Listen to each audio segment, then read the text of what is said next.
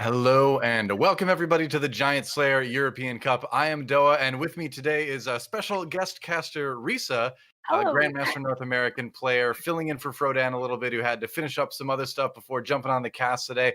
But we have got a great day of European team fight tactics matches. Should be really fun. We've got the same four nations from yesterday, but today the two players we didn't see from the four-man rosters are subbing in, so it should be great. What are you looking forward to the most today, Risa? Honestly, yesterday's performance was super close. Every single team scored pretty close to each other, so there is no Yeah. obvious winners or losers. So I'm really interested to see how this new duo partners will take over from now on. Me too. Well, let's take a look at the format because that's probably the best place to start because this is a little bit different than you might be useful if you, or used to rather if you've watched other team fight tactics tournaments. So we've got 8 countries participating in this particular cup. 2 weeks of play. Basically, each country has 4 players. 2 players play on day one. The other 2 players play on day two.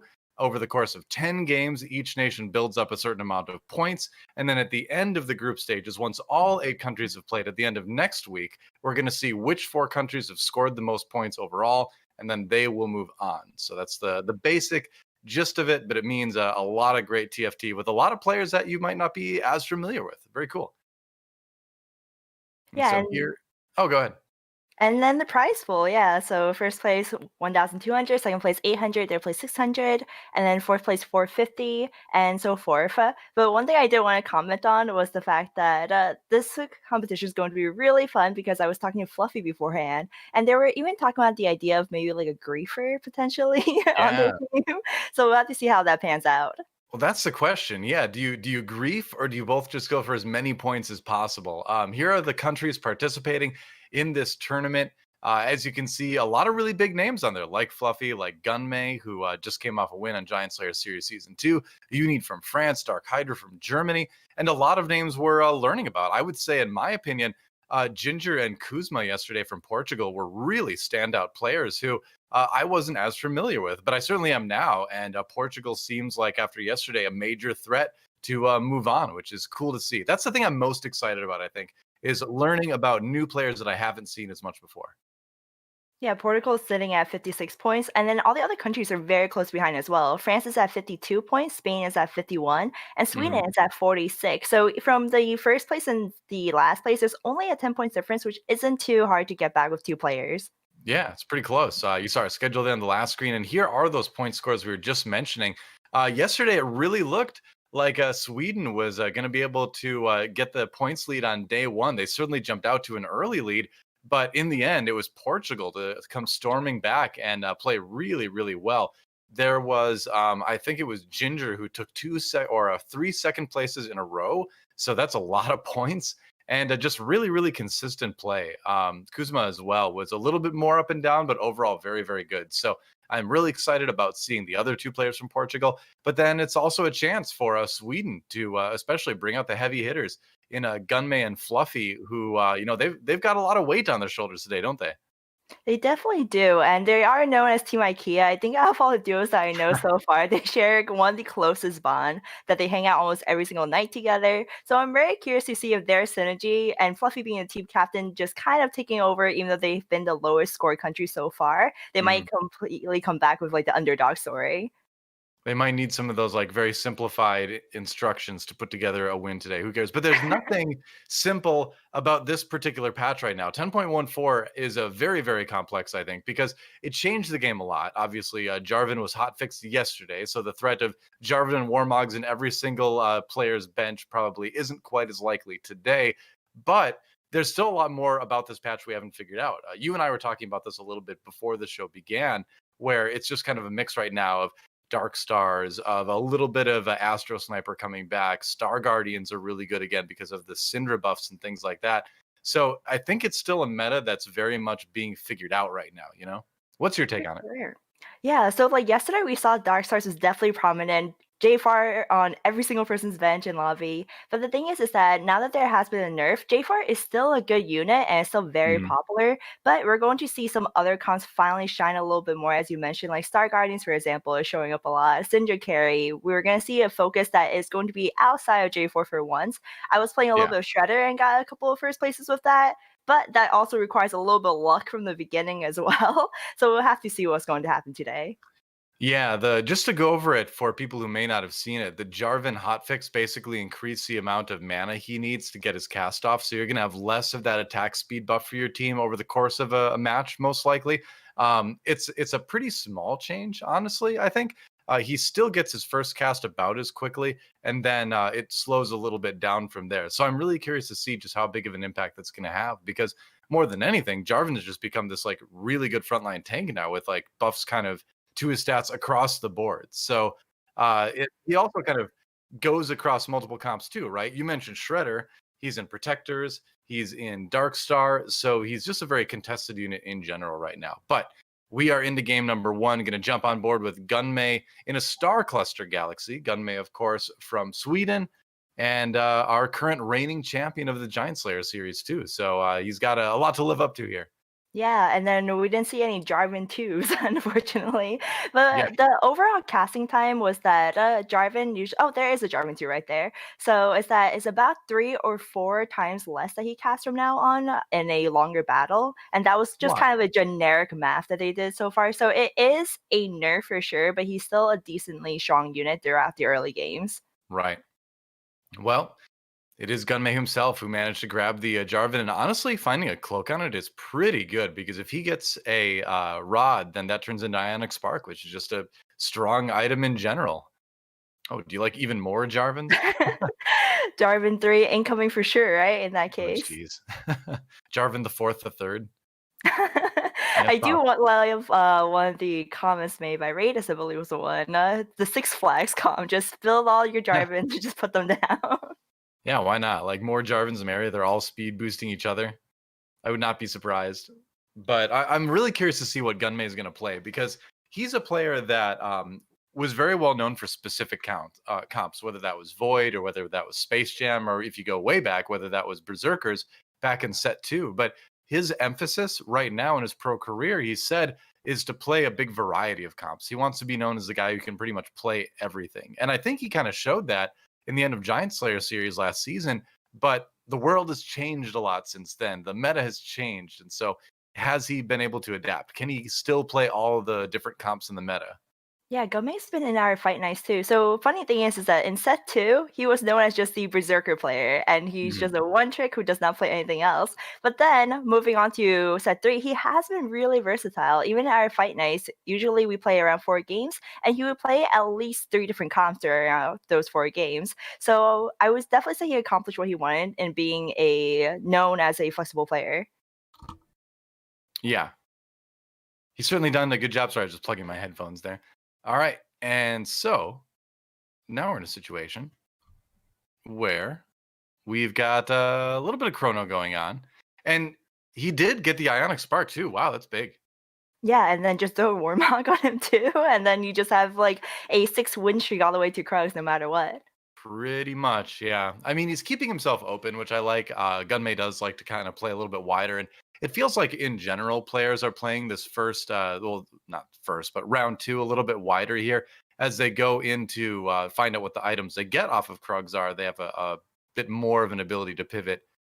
That said, it's a little bit scary from ToonTV. ToonTV from France right now, dealing Gunmay his first damage of the match. Yeah, 2-star Malphite and then level 2-4. It's gonna be a little hard to beat those compositions, especially a lot of players tend to level for 2-1, and it's just a massive power spice. Even if you don't have a proper unit with any synergies, just throwing that extra unit on board early can definitely guarantee you that first win. Right. So Gunmay selling down to 10 now just to get the econ rolling, because, why not at this point? Might as well get the economy going if you can't get the win streak going. But I'm curious to see where he's going to take it from here.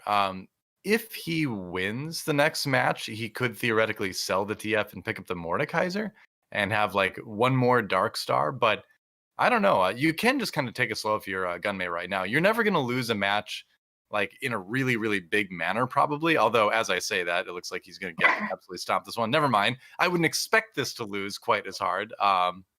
He did kill one unit, I suppose, but I didn't think he'd have to be that worried about his HP. Maybe now he does. Rebels lost his shine just due to how strong Protectors and Jarvan was early, but now that Jarvan got that slight nerf, Rebels coming back for a really strong early game. Hmm.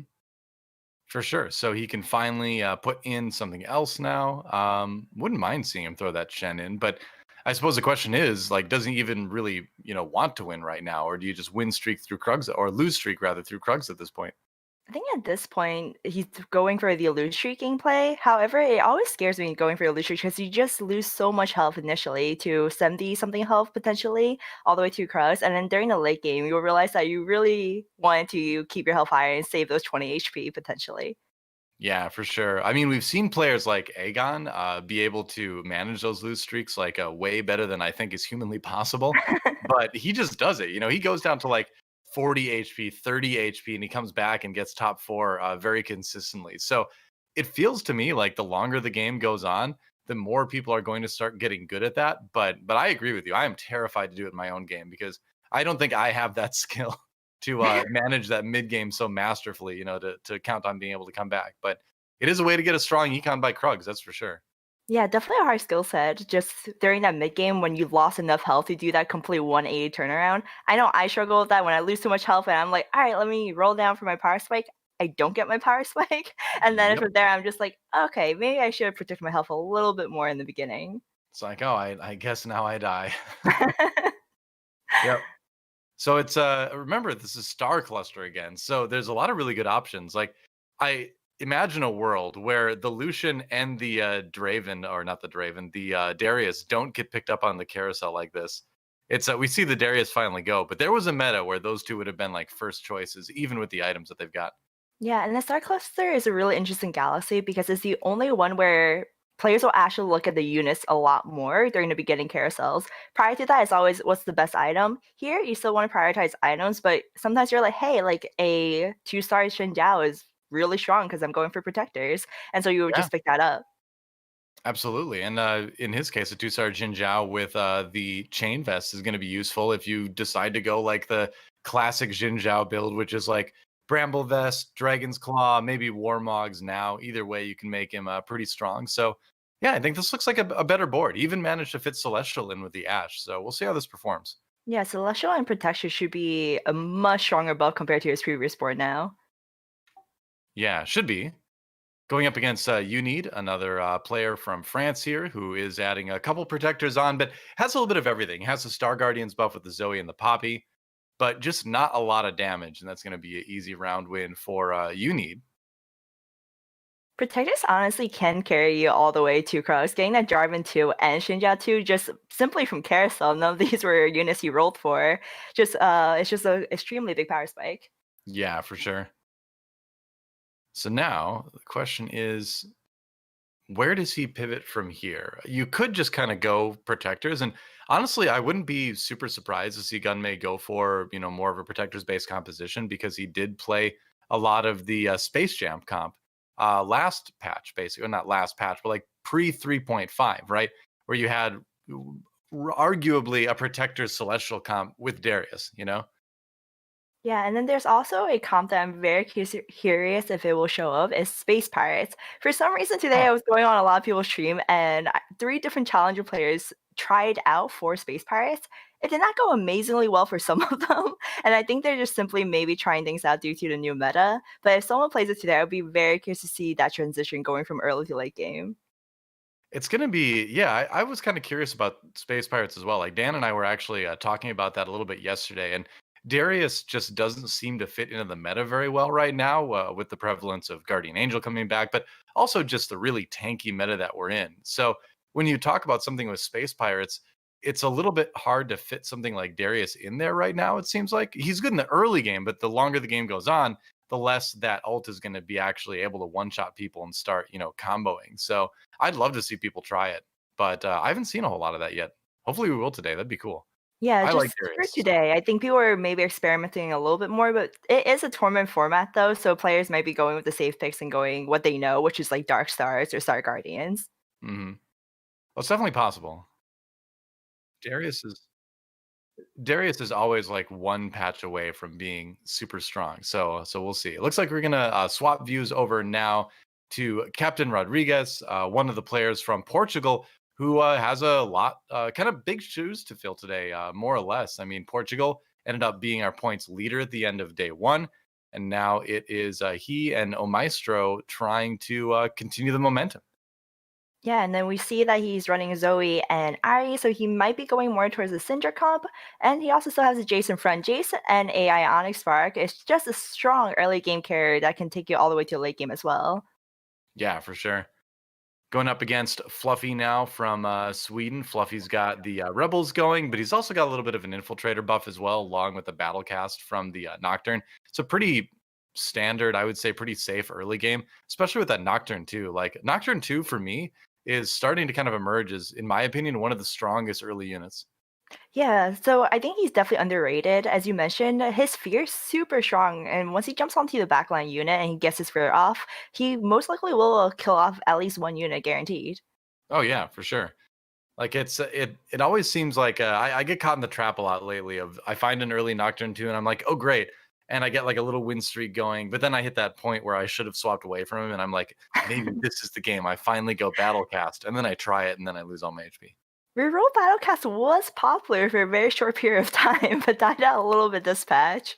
Yeah, it seems like people were experimenting with it a little bit, and maybe there's still kind of room for that. 6 Battlecast still does seem really strong, but like getting there and surviving is, I think, always going to be a pretty big challenge. At least it will be for now in the meta. Yeah, since Nocturne's extremely strong early game, but he does fall off very quickly, and then pivoting is one of the hardest like skill sets that a player can learn from. Oh, for sure. So ToonTV from France again, middle of the pack. Right now, it looks like it's actually Spain occupying the number 1 and 2 spots in the lobby with Tanpop and Snoodyboo. That one always messes me up. Snoodyboo up on the very top. Looks like they might have played each other actually too, and Snoodyboo took the lead there. Gunmay jumping up to second. So as soon as I mention it, of course, it ceases to be. Oh well. But anyway, yeah, Captain Rodrigues going for just kind of a semi-standard Vanguard sorcerer, adding in the mystics because if you find an early bard, that can be helpful in terms of getting a leg up on the leveling. So this can transition into Star Guardians pretty well. So we'll see what he decides to go with. I don't think he needs a Poppy right now. I actually like the Nautilus better for the CC, and he already has a Star Guardians buff anyway. So like, why change? You know? Yeah, and this is a really good start for that path as well. I'm really just playing a little bit earlier today, and someone hit a Janna 2 at level 7 on stage 4-2. What? And I remember that was just devastating. It was just like, all right, that's a great comp. Like you've settled it. Was it a Nico verse or something?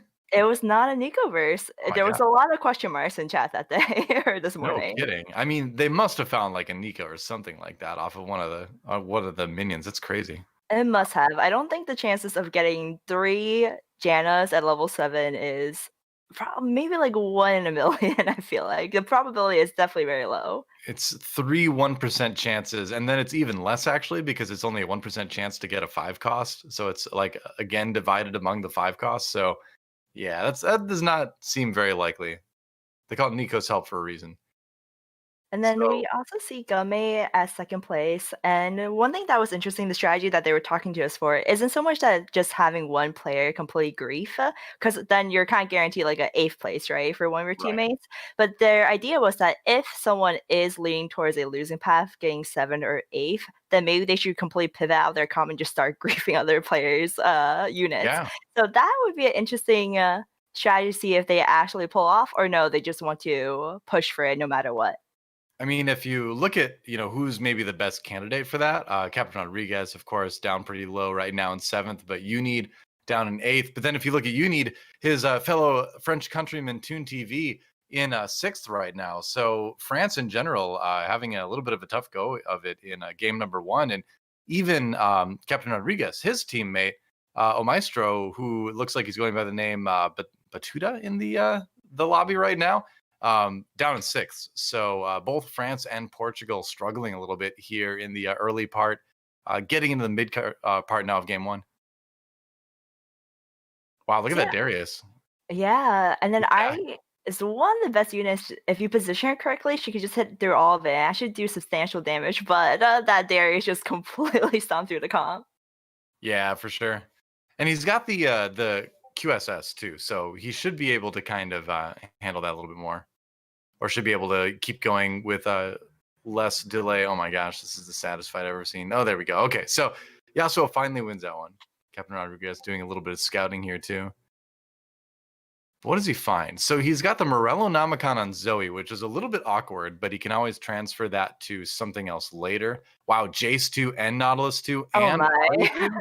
Those are some big buffs. This board just got a lot stronger, and yeah, 100%.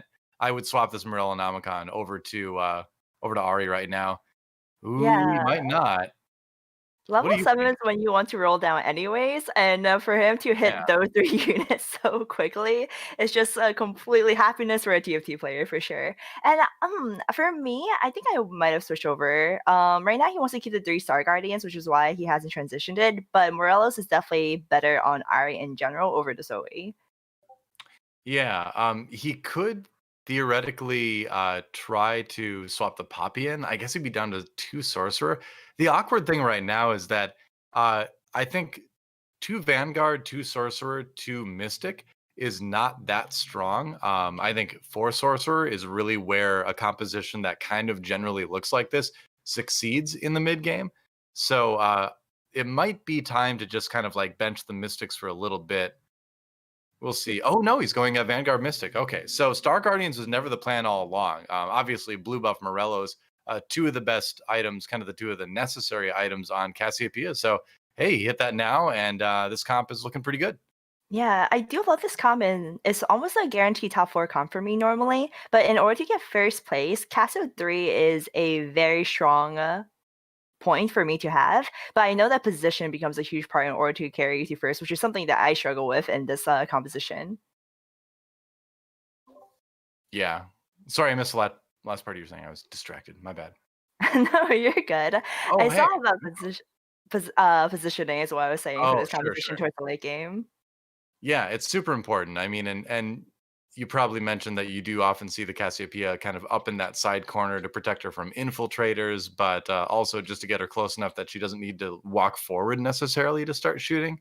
So this is kind of like your classic Vanguard Mystic positioning. And I was saying yesterday that I think this comp is one of the best comps for new players to practice to kind of like get good at the game, because none of the aspects of playing this comp are that complicated, but it does kind of make you think about all the basic tenets of TFT, like positioning, rolling down, transitioning. You have to do all that, but it's a little bit easier when you can rely on something as basic as Vanguard Mystics.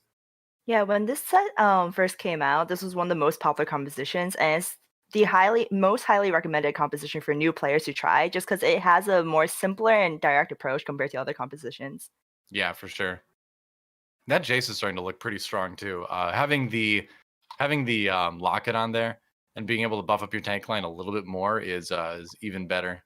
You know, it's interesting that he's got the Urgot in here. That's an adaptation that I find myself doing a lot, in that I don't go to 4 Mystics until I absolutely feel like I have to. I generally just kind of go for 2 Mystics, and then if I get an Urgot, then I just add that in, because having him eat people once in a while is pretty solid.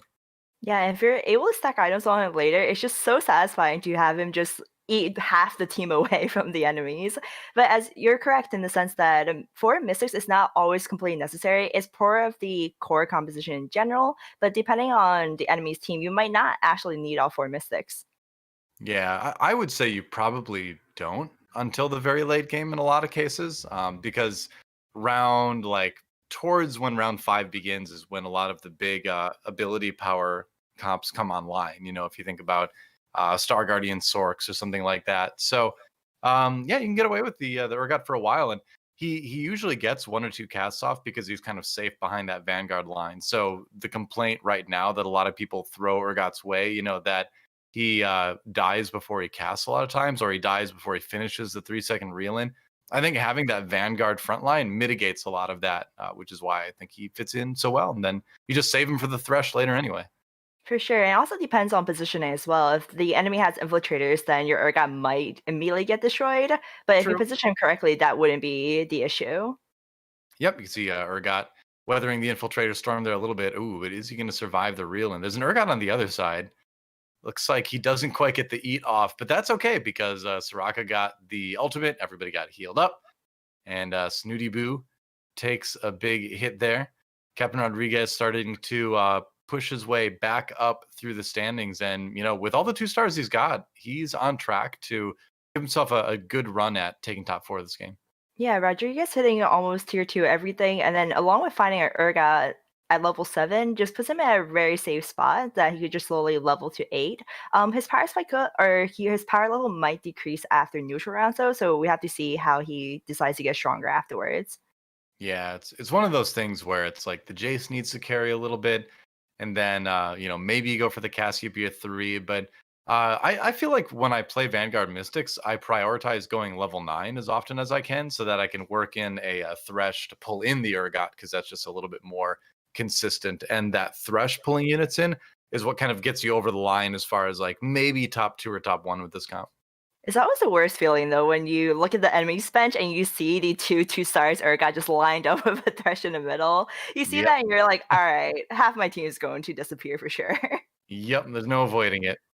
That's for sure. So let's take a look at what Captain Rodriguez's teammate Maestro is doing right now. Of course, both of them have started moving up in the rankings right now. Maestro in 4th place, I believe, at the moment. And Portugal starting to do pretty well. Yeah, they are in the lead, so having them being 4th place right now, and then Rodrigues having his power spike, even though he's at 6, shows that they're in a pretty decent spot to continue that win streak. Yeah, for sure. So Maestro going for the Dark Star comp here, not going for like the hyper carry Ashe that we've seen, I feel like a lot of lately. This time, though, not working out terribly well because there is that Ashe on the other side. A little bit of a hybrid comp actually for his opponent there, but pretty cool. Like Ashe is starting to become a major carry threat in this meta, I think. Yeah, I mean, especially if you throw a Shogun on him or her, her CC is just extremely strong. It's technically an AoE CC, and the fact that the sun lasts for a while, not a lot of units have that right now. So Ashe Yeah. being a safe backline unit that can provide CC is just incredibly strong. Oh, this is actually really big. He finds a Gnar. So he could get Astro online right now if he wanted to. Oh, but he's taking the Teemo out instead. He doesn't really. Well, he did have a blue buff on Teemo, though, didn't he? Huh. Uh, All he right. did. He's going for the 4 Dark Stars, which is why he put in the Yeah. Mordekaiser. So I Shaco. wonder. Okay.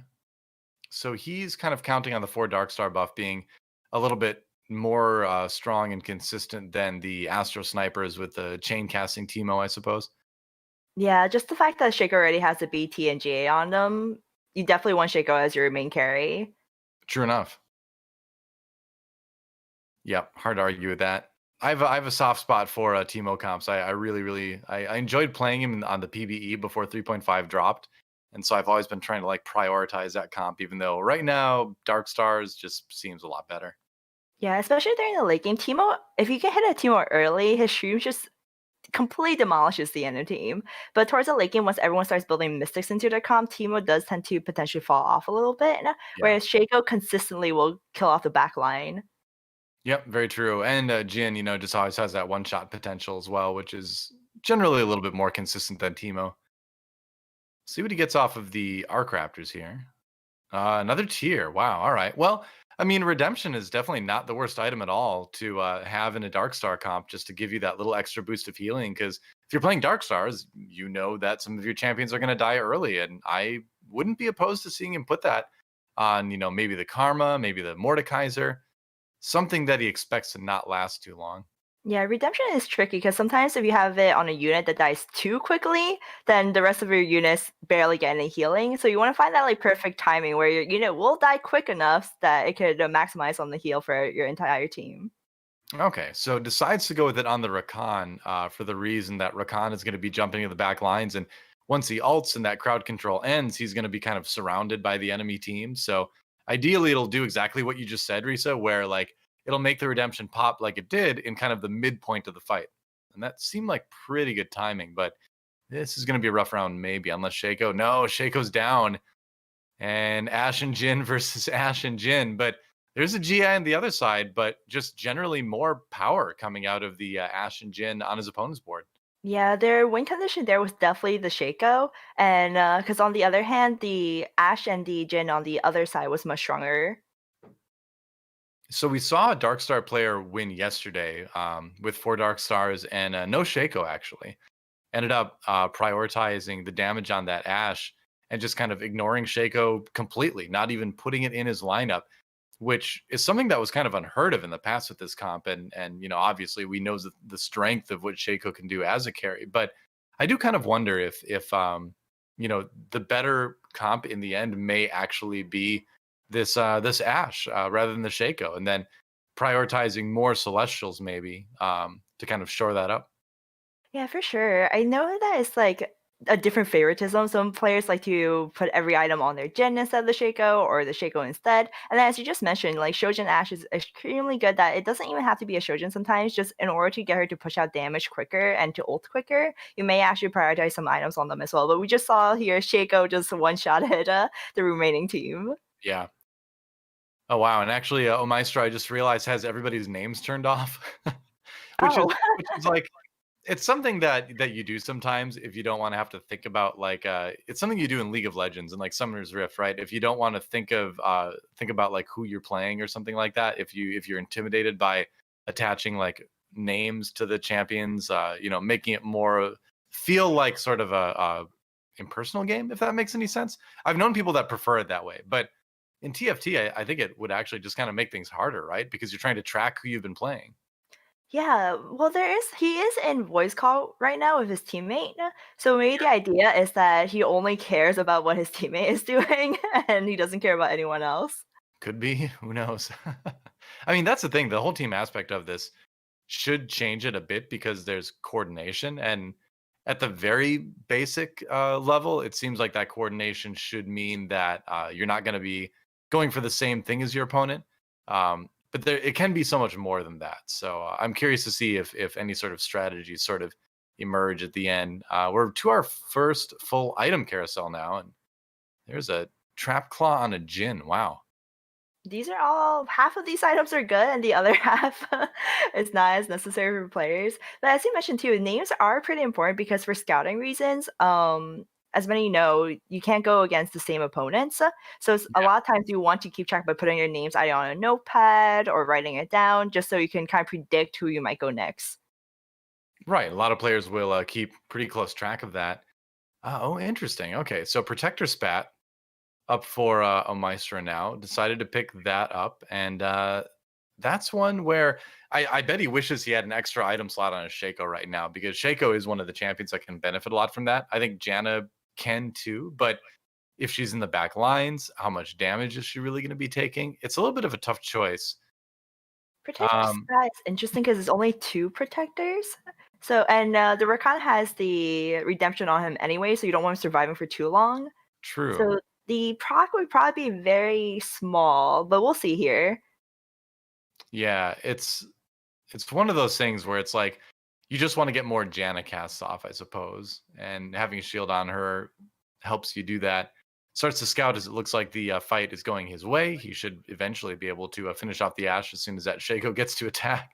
Doesn't even there we go. Moves into third place. So we're almost into our top four right now. Portugal has come storming back to fourth and or third and fourth right now. It's going to be Gunmay from Sweden, Snoodyboo from Spain in second, and then Tanpop, the other Spanish player, down in fifth as our final remaining player. So Portugal and Spain, both countries still have everybody in it in the top five. Meanwhile, Gunmay trying to do it for Sweden, all on his own, up in the number one spot for the moment. Yeah, Gunmay has significantly more health than everyone else too, so it should be a guaranteed top 4 for him. You'd think so, yeah. He'd have to pretty astronomically bomb out. I don't even know if it's mathematically possible for him to take five at this point with the amount of rounds it's going to take. I don't think it's possible because Rodrigues is down at 14 and Pop is at 3, so both of them are in potential danger of losing within 1 round. You'd think so. Seems like he's playing against probably Rodrigues, Captain Rodrigues right now, perhaps. Hard to see without the names, actually. Who knows? Okay, so Tanpop gets eliminated. Oh wow, and Captain Rodriguez down to 1 HP. I think that was a conflict between the both players from Portugal. A little bit awkward, but they survived a cane anyway.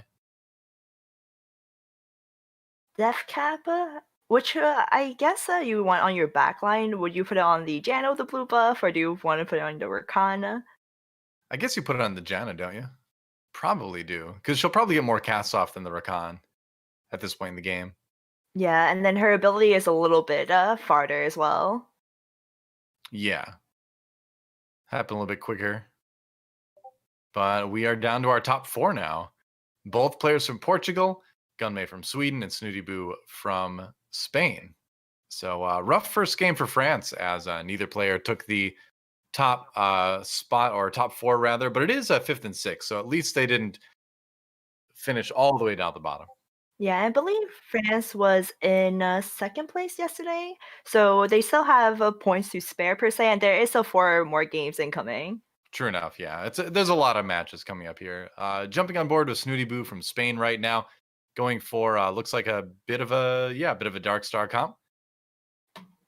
Oh man, if I try to say any of these synergy names in Spanish, I will just slaughter that poor language. So I'm not even gonna try. I can tell by the icon. I took Spanish for 8 years, and even I'm not confident, so I do not blame you for that. Wow. I took it in high school for like 2 years, but then I never used it, so I forgot it all. If it was in Korean, I could read it no problem. Learning languages, I feel like going to the place would probably be the best, rather than like trying to like read and learn it on your own. I think anywhere you can get consistent practice definitely helps. But yeah, living in the country, for sure.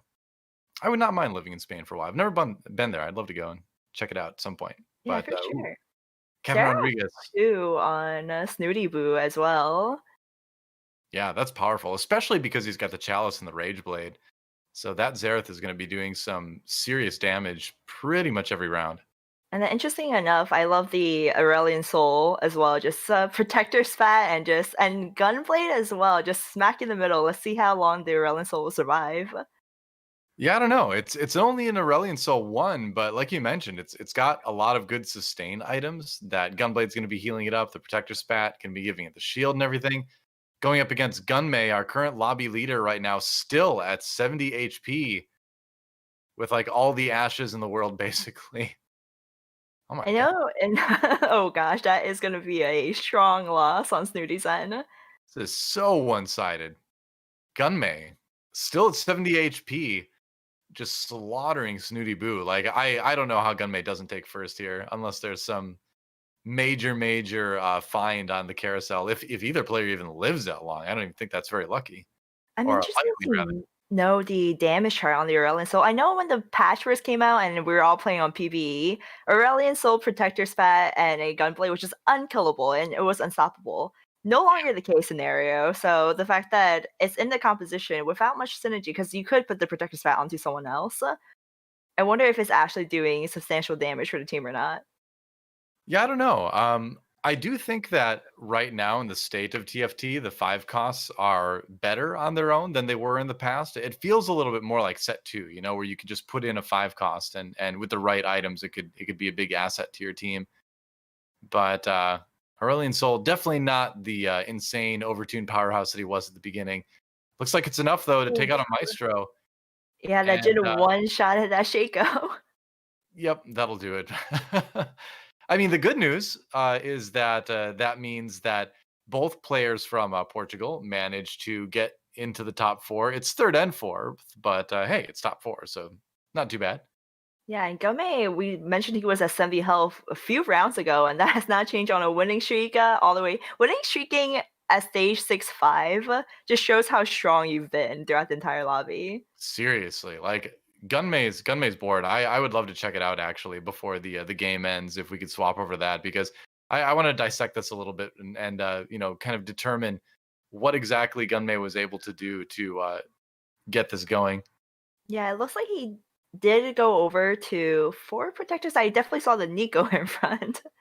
Yeah, I was kind of scanning it as Snoodyboo was doing a little bit of scouting. We'll see it right now. So it looks like yeah, it It's is. 6. Is that 6 Dark Stars? Yeah, I'm trying to like count it all really Yeah, fast. right. And everybody's moving around. Counting those synergies for sure. That But Xerath is doing a lot of damage. Quicksilver, Trap Claw, and a Guinsu just gives him a lot of offense defense, but he's about to lose here. Oh wow. Yeah, I was gonna say the thing is the Xerath for Snoodyboo was relatively untouched. Oh wow, and he finds a Lulu too now. So suddenly things may be swapping around. Yeah, we'll take a look at what Gunmay is up to as he tries to close this game out. But maybe we have ourselves a little bit of a match here, actually. It would take maybe 3 rounds, honestly, 2 or 3 rounds, depending on the damage Gummy may potentially take here if Snooty wants to take over and get first place. Yeah, it's gonna be tough.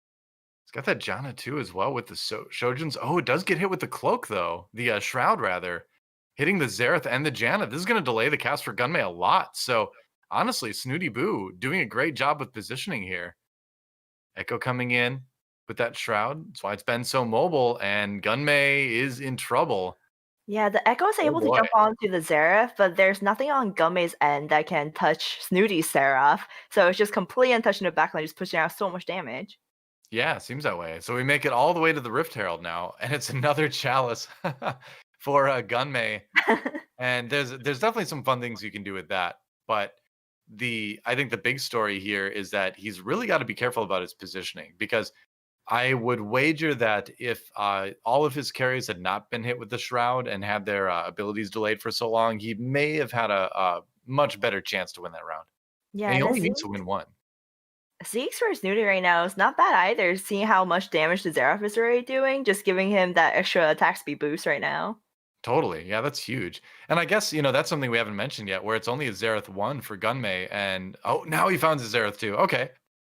I was about to say that is a big difference in power, but now that he has his Xerath 2, if he can successfully avoid the Shroud, oh my gosh, that's such about. Oh, he's selling Janna's. I was like, if he gets Ooh. Janna 3, go for it, man. And interesting enough, the Zeeks went onto the Infiltrators in order to try to take down Gummay's Seraph a little bit quicker. Fair enough. Makes sense. Did he avoid the Shroud, though? It looks like he did. Okay, so Yeah, Jen and Xerath managed to avoid it. Let's see if that's enough. Combined with the Xerath 2 and a from Zephyr onto Gunmay. Snooty's Seraph as well. Would that be enough? Oh, you're right. That's a great point, too. Yeah. The Xerath starts off a lot slower It for Snooty is. Boo. I think so. Yep. Seems that way. And yeah, Gunmay, after a little bit of a shaky 1v1, able to take game number 1, winning it for Sweden, and getting a victory here on the EU Cup. Gunmay still looking like one of the strongest players in Europe by far. Yeah, that position at the end there for Gome was excellent, going for switching in last second to avoid both the Infiltrator, the Shroud, and then Seraph or Sephiring the Seraph on the enemy team, which is it definitely just won him the game there. Yeah, for sure. It wasn't the most complex sort of positioning things to consider, but like you can just see how impactful it is when you don't pay attention to positioning or you miss it for just one round, and you can go into the 1v1 to 70 HP and still be sweating a little bit at the end there.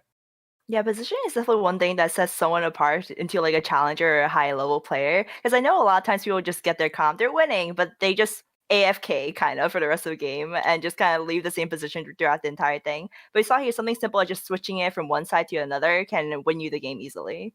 Yeah, for sure. And to a certain extent, in the 1v1, it's always kind of that game of chicken, right? Where it's like, I'll move, but then if they move, then maybe I'll move back. Maybe I'll like fake move, or maybe I'll just take it off the board completely and put it on somewhere random at the very end. And it's a little bit tougher to do that because when you're talking about like those AP carries like the Xerath, the Janna, it's kind of either left or right are your decisions. So it's sort of like you flip a coin if you're looking to hit with that shroud, and sometimes you hit, sometimes you don't. So Yeah. I think the yeah. Zephyr was probably one of the biggest reasons because it was like a Oh, Seraph versus totally. Seraph battle, and then one Seraph was disabled for the beginning of the match. Yep, that's right. So I believe we've got standings to take a look at now. Let's see where the points end up after that game. We're looking at the overall standings right now. So, with that, Portugal does maintain their lead, but Spain catching up a little bit. Sweden obviously making some ground via Gunmay's first place. That said, Fluffy, I believe, did take seventh that game. So, it's a little bit of, it was the best of times, it was the worst of times for Sweden. But at the end of the day, this is a tight race here. Yeah, and Sweden was in last place before, so the Gummy taking that first here got them one rank higher than what they were previously. Yeah, they're going to need more points than that if they want to go up higher in the standings and make themselves feel a little bit more comfortable going into those matches next week, where all of the countries that are playing this week, next week just kind of have to watch and hope that various nations don't get more points in them. But after one game, our individual points leader is Gunmay, of course. And again, in my opinion, the big story, Portugal, 3rd and 4th. So a nice consistent start for the team that's on top. Of course, at the end of the show, we're going to interview the individual player with the most points, of course. And so we'll see if that's Gunmay, who's been an interviewee on Giant Slayer shows many, many times, or if it'll be one of our newer players that we haven't seen play as much. It'll be cool either way, I guess. Yeah, and let's hope France gets a little comeback as well. First game was a little rough on them, and they are in last place right now, but their points isn't so far from everyone else. So we still got 4 games incoming soon. That's right. So, quick break now, and when we come back, game number 2 of the Giant Slayer European Cup. Don't go anywhere, guys. We'll be right back after this.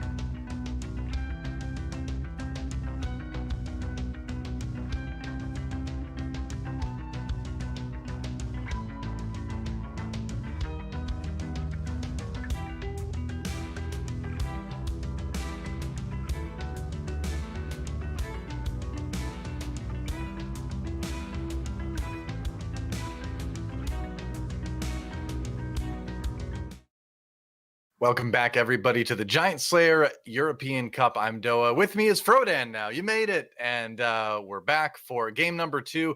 Game number 1, I know you were watching a little bit as you could, Frodan, as well, but we just saw Gunmay take the first game. Portugal was able to take spots 3 and 4, and Snoodyboo from Spain with the second place. So good start for Portugal. But the question is, and you and I were talking about this a little bit during the break, where Gunmay can have a great day, but Fluffy kind of needs to step it up if Sweden's going to move up in the points rankings. Yeah, I was taking a peek at the point standings overall, and you can get first all you want, but if your teammate bounces out completely by getting bottom two, Sweden has to have an above average day to make up the ground from yesterday. So, Yeah. great start for gonna get the points, and in the end, first is a really good point to break in. You'd rather have first and eighth than second and seventh because you get that extra point at the very end for jumping from the second place to first place. So, still overall, Gunmay carrying, but Fluffy has to pick things up. Yep. And we'll see if again. I would imagine. I think a lot of people would look at the names on the Swedish roster and be like, okay, well, this is the powerhouse day, just based on, maybe kind of what we've seen in the past as far as this duo goes. But, any given day, any given meta, there's been a lot of big changes in the game lately. We've got a Jarvan Hotfix now. What do you think about the Jarvan Hotfix? Do you think it makes a big difference? It makes a slight difference. I would say that Jarvan is still a really good champion at almost all stages of the game. You can still Yeah. primarily stack him as a tank, and then have him carry things like Warmogs, Ionic Spark, Dragon's Claw, Bramble Vest, etc. It's just that it's not nearly as important to include him so that you don't fall behind on the board by other Jarvans. Before it Right. felt like he was S plus tier. Now he feels like S tier, which I think is totally fine. It's okay to have champions that are like really good in S tier compared to others. Yeah, you're always going to have a few that kind of stand out for one reason or another in the comp tier list or the champion tier list, I guess. But yeah, you never want a champion that's in every single or on every board, no matter what someone's planning on playing. So Right. that should kind of mellow things out a little bit. So I'm kind of curious to see how that's going to be reflected in the games today. Obviously, the first game we had a lot of Dark Stars in the top 4, and I think maybe one Vanguard Mystic, if I recall correctly. But it just seems like Jin and Shaco are back, and like that is the main story of this week so far. Yeah, so the thing about Dark Stars that I like right now, just to spread some positivity about kind of how TFT has been going for the past patch or so, is that there's a lot of different variations of Dark Stars. There's, tons of ways you can outfit both your top end, like your carries. Is it Mhm. Xerath? Is it Shaco? Is it Jin? Is it all of the above? Your utility, right? Like, am I splashing in Chrono? Am I making a big focus on shifting to Mystics? Am I making Ashe a CC bot? As well as like itemization choices. And I think that's a really good thing. I think the thing is that you want other comps to also have that accessibility. Right. It doesn't feel like anything offers that kind of flexibility similar to Dark Stars at the moment. So not only are they the best comp overall, it feels like they have the most flexibility, which is often what you're looking for when you're a high level player. Because even if you're contested, you still have many options. As we go into game here, I've been thinking a lot about just like synergies and stuff in general right now, and it seems like the synergies that go along the 2, 4, 6, etc. Trajectory tend to just be more flexible than the 3, 6, 9 ones, right? Just by virtue of only needing, 2 champions to get that synergy online. And I kind of wondered, like, what if there's a world where all of the synergies just follow like the 2, 4, 6 sort of strategy? And like, how flexible would that make the meta? I don't know, just food for thought, I guess. Yeah, I think that there's like a lot of worth in having 369 as well, just because there's odd costed stuff, or it's odd costed levels, and like sometimes you really want to have variation and patterns that fit together nicely in a satisfying way. If everything was just two, then you pretty much are just supposed to have two of everything, so to speak, or four. But yeah, it's Possibly. definitely interesting to think about for sure going into the next game. We're gonna hop on to Fluffy's POV after we talked about Team Sweden. Everyone knows about by now Team Portugal has been put on the rest of the countries on notice. Does start Yeah. off with an early vein, and I do think that cybernetics have gained a lot from the Jarvan nerf because now it's not nearly as oppressive of their front line getting chewed through because Jarvan doesn't give as much attack speed, which means that people's mana and their damage isn't really as accelerated as before. giving things like cybernetics a little bit more fighting power, because they do like to have big stats on the board through their big cybernetic buff. So if you've kind of been monitoring the boards, it seems like cybernetics has been making more of a splash and winning lobbies now, which Yeah. bumps it from like the bottom of A tier to maybe the top of it. So we should mention too that we're also playing on a dwarf planet. This is our third one in the last day. Games Oh 2 and yeah. 3 yesterday were dwarf planet. Today is a dwarf planet on game 2, and we talked about how snipers can kind of struggle a little bit Ooh. on that one. We saw he had the vein. He sold it. Now he finds a Caitlyn too, which is just going to be good anyway. But it is a synergy where you start to rely more on the ability rather than the sniper damage, because it's just going to simply be nerfed by things being closer together. It's true. Caitlyn is one champion that suffers on the dwarf planet compared to others because she doesn't really have any additional benefit from having the gap closed. You can argue, units like Ash and Teemo can even benefit from dwarf star planet. For sure. So I do think that in the end, my favorite four synergy package or four champion package in this early game is still Jarvan, Caitlyn, Rakan plus any Chrono. It could be Blitzcrank, it could be TF, it could be even an Ezreal if you want. I still think that's probably the best four units core to play.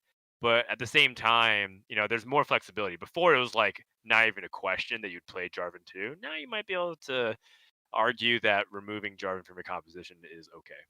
Yeah, well, that's exactly what Fluffy did in his composition, such as it is so early in the game, just as Chrono and that 2-star Alawi. But really, the thing you always mention on Dwarf Planet is just that area of effect stuff is so much better. Fizz is so much better. Nico is so much better. Ari in the early game is very, very strong. Even champions like Gangplank that have kind of fallen off a little bit can do a lot better on Dwarf Planet because his ult just simply will hit more people more consistently. Yeah, that being said, it does seem like most people have agreed that even on Dwarf Planet, Gangplank still feels kind of subpar.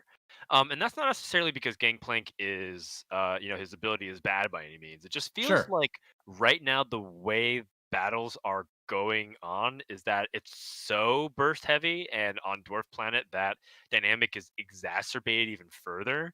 That you need to make sure that things cast quickly, right? So Fizz feels what like Gangplank does, but much more efficiently and Yeah. quicker. Efficient because everyone's clumped and you want to hit the back line, and he has an easier mana requirement.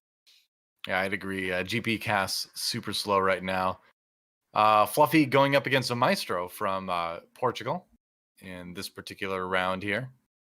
Held on to the Kog'Maw, which is a little bit interesting. I mean, I suppose with the Alawi 2 that he has, maybe Battle Cast can be some sort of early option, but it seems like nothing obviously good is coming together too fast for Fluffy this game.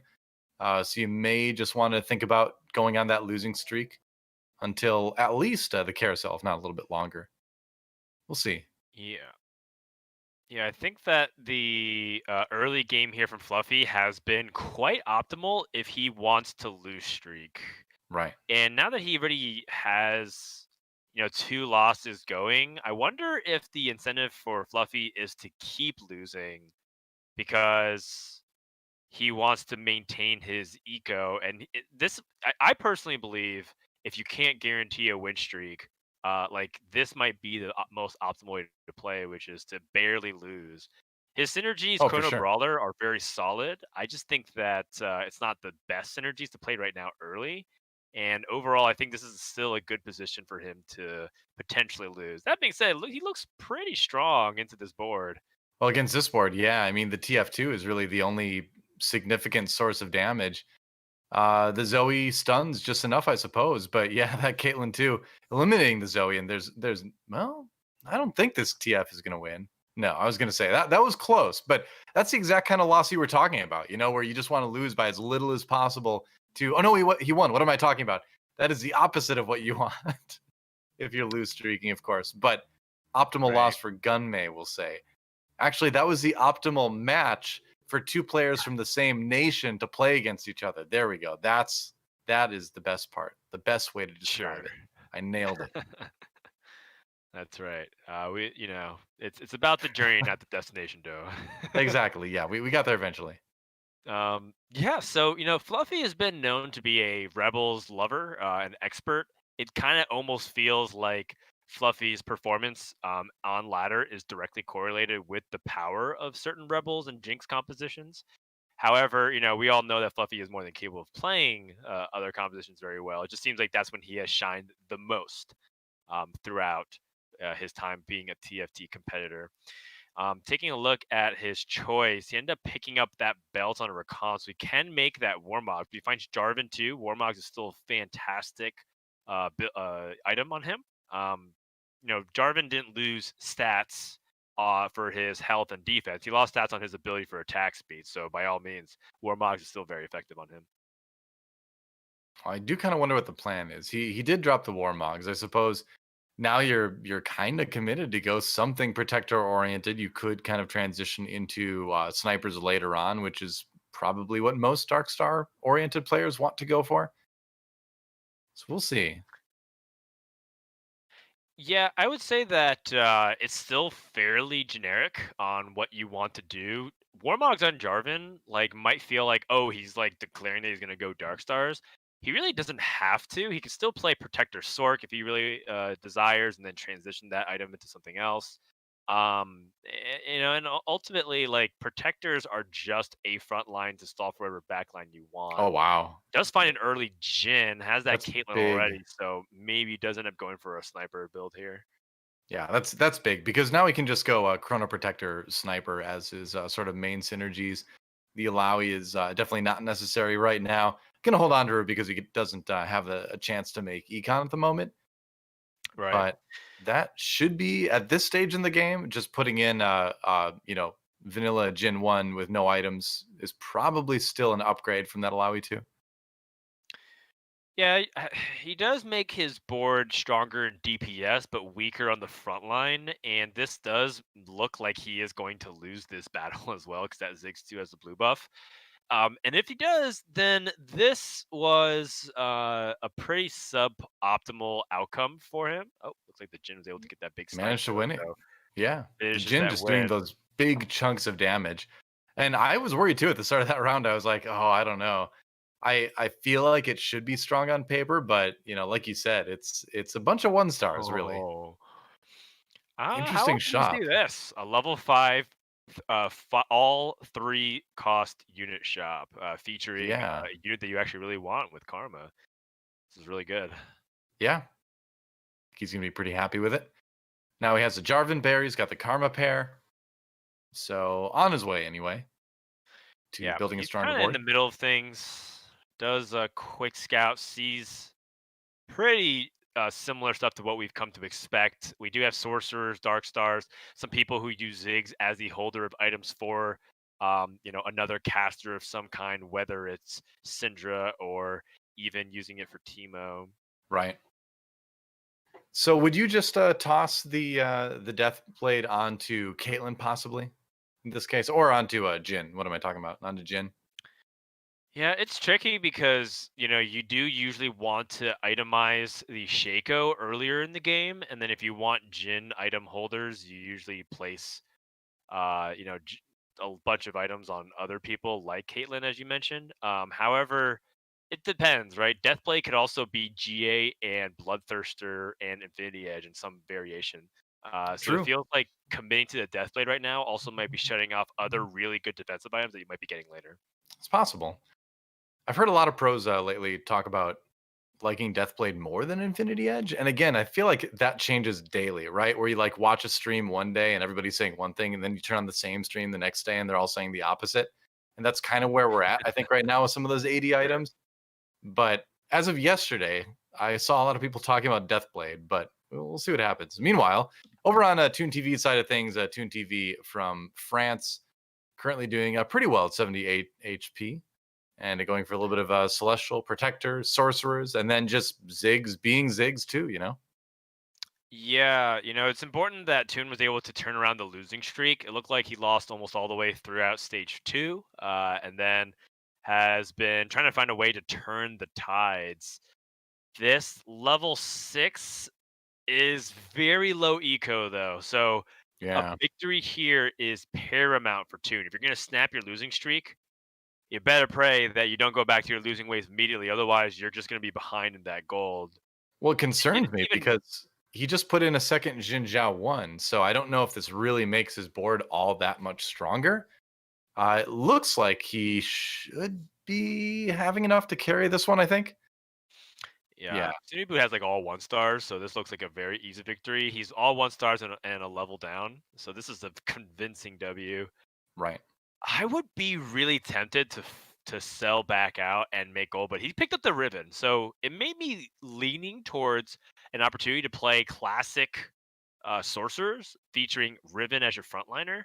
And Reven might be another really underrated variation of sorcerers on this galaxy, right? We talked about Gameplank being a variation that people might be exploring or thinking about. Mhm. Reven still works very well because everyone clumps nicely for her dancing that just ultimately lands on a big AoE stun. Looks like she ended up selling that Reven, Well, but that's it a was good worth point, though. considering for at least half a round for sure. Yeah, no, I think you raised a really good point that a lot of people have been just ignoring the Riven Sorcerer build just because there's a lot of new stuff out there. Riven is still about the same power level, I believe, right? I don't remember getting any big nerfs in the patch, but it just seems like people are experimenting with a lot of other stuff. But I've been wondering over the last week or two if Riven Sorks is going to come back. So would have liked to see him play that.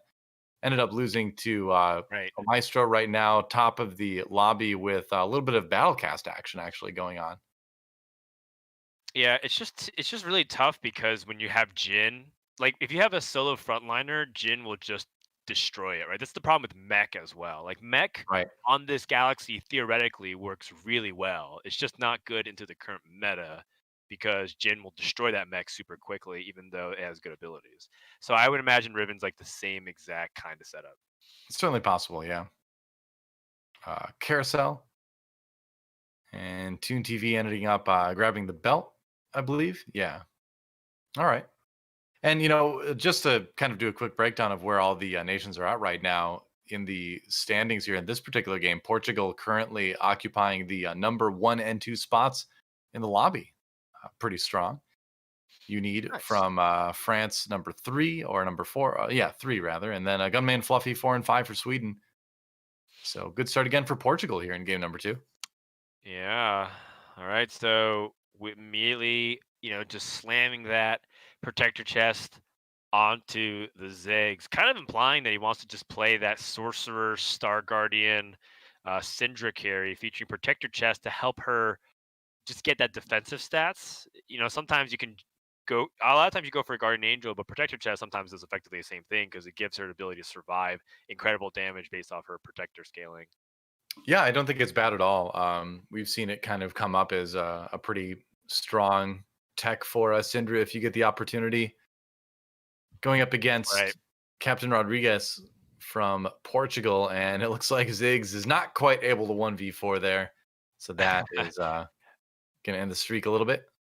I wonder if jamming Ionic Spark is reasonable as well. I know that Toon has kind of been, holding on to this rod because of the opportunity to get, Death Cap, which seems to be just universally the best for Syndra. Speaking of which, double super Hey, drop, wow. super sick.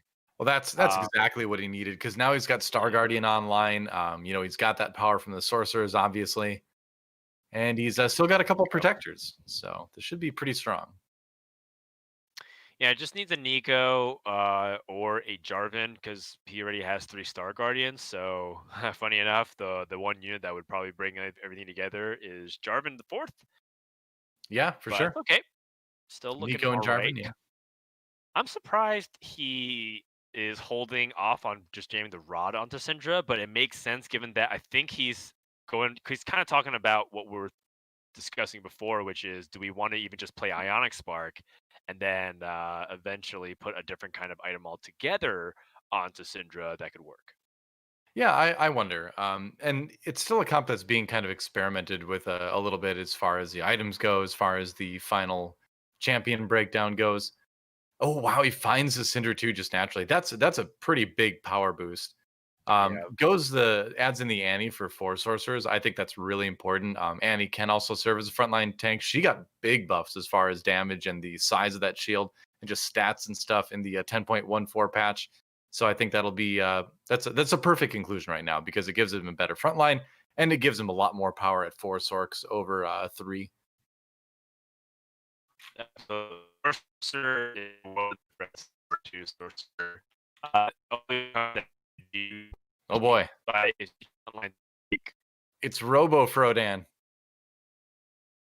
Well, we'll see if Robo Frodan can get a tune up and rejoin us here in the moment. That said, it looks like Nico does get picked up. Ooh, and the Giant Slayer on Syndra. I don't mind that at all because it does turn Syndra into a bit of an attacking powerhouse, and that's going to be a good item to synergize late game with the Janna, theoretically, that ToonTV would pick up.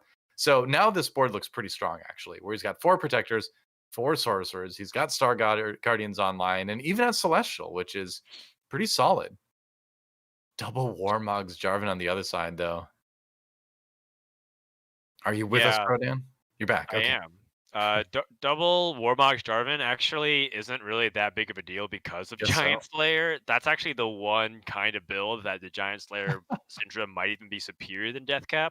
You can see Only ToonTV simply kind of because, smirking there after that round. yeah, that's pretty funny. But like, it's not really that big of a deal. The idea is that you just get some kind of damage steroid onto Syndra. It doesn't really matter how, right? We've seen people play Dual Gauntlet, for example. We've seen people play even just like Chalice onto Syndra and then just kind of spread out the damage a little bit when you have like another Ari that's really good as well. Right. So yeah, overall, I'm feeling like Toon may have stabilized. The question is, when you're going to 8, what are you going to be doing? Are you going to be staying on 4 Protector? Are you transitioning to 6 Star Guardians? Or do you plan on doing something else entirely? Because this kind of composition, while great, does end up falling off pretty dramatically at the end of stage 4, going into stage 5. Yeah. You're going to need something like the Janna, I suppose, where you can start piling on a little bit more true damage and then get Janna items so that she can just be continuously crowd controlling the enemy team. Because otherwise, things like that'll happen. The mech just absolutely walking through his team. Double Titans Resolve QSS mech. That is a build I have not seen in a while. Used to be the Yeah. standard. The double Titans resolve is pretty interesting. I feel like battles go so quick on Dorf's planet in particular that you don't really get full stacks. But if you do get full stacks of Titans resolve, I mean, it's some of the craziest damage that you can get on Dwarf Star with the mech if you're able to get it fully upgraded. It's just that, Yeah. like we talked about, it's tough to guarantee that right now because of the prominence of certain units that make mech a lot weaker. There was definitely a time where like Double Titans Resolve before set 3.5 was a pretty big thing because the fights did go slower, like you mentioned, and you did get to build that up, and then you had this like massive mech. Looks like ToonTV going up against Omaestro right now. Omaestro with the little bit of Dark Star action going on, as well as that level 2 Cassiopeia as well. Trying to do the damage that he can. That Shaco, only 1 star, but so scary with Bloodthirster and GA, going to be able to easily deliver him the win. We're going to move on, though. Take a look at what Tanpop is up to from Yeah, Spain. Pop playing that mech and exactly what we're talking about from a couple different angles. This is another comp that, while great, will end up falling off, and we saw exactly this yesterday. Right. When I think was it Kuzma that was playing mech, and then what was doing pretty reasonably, and then dropped off. Oh no, it was Reven.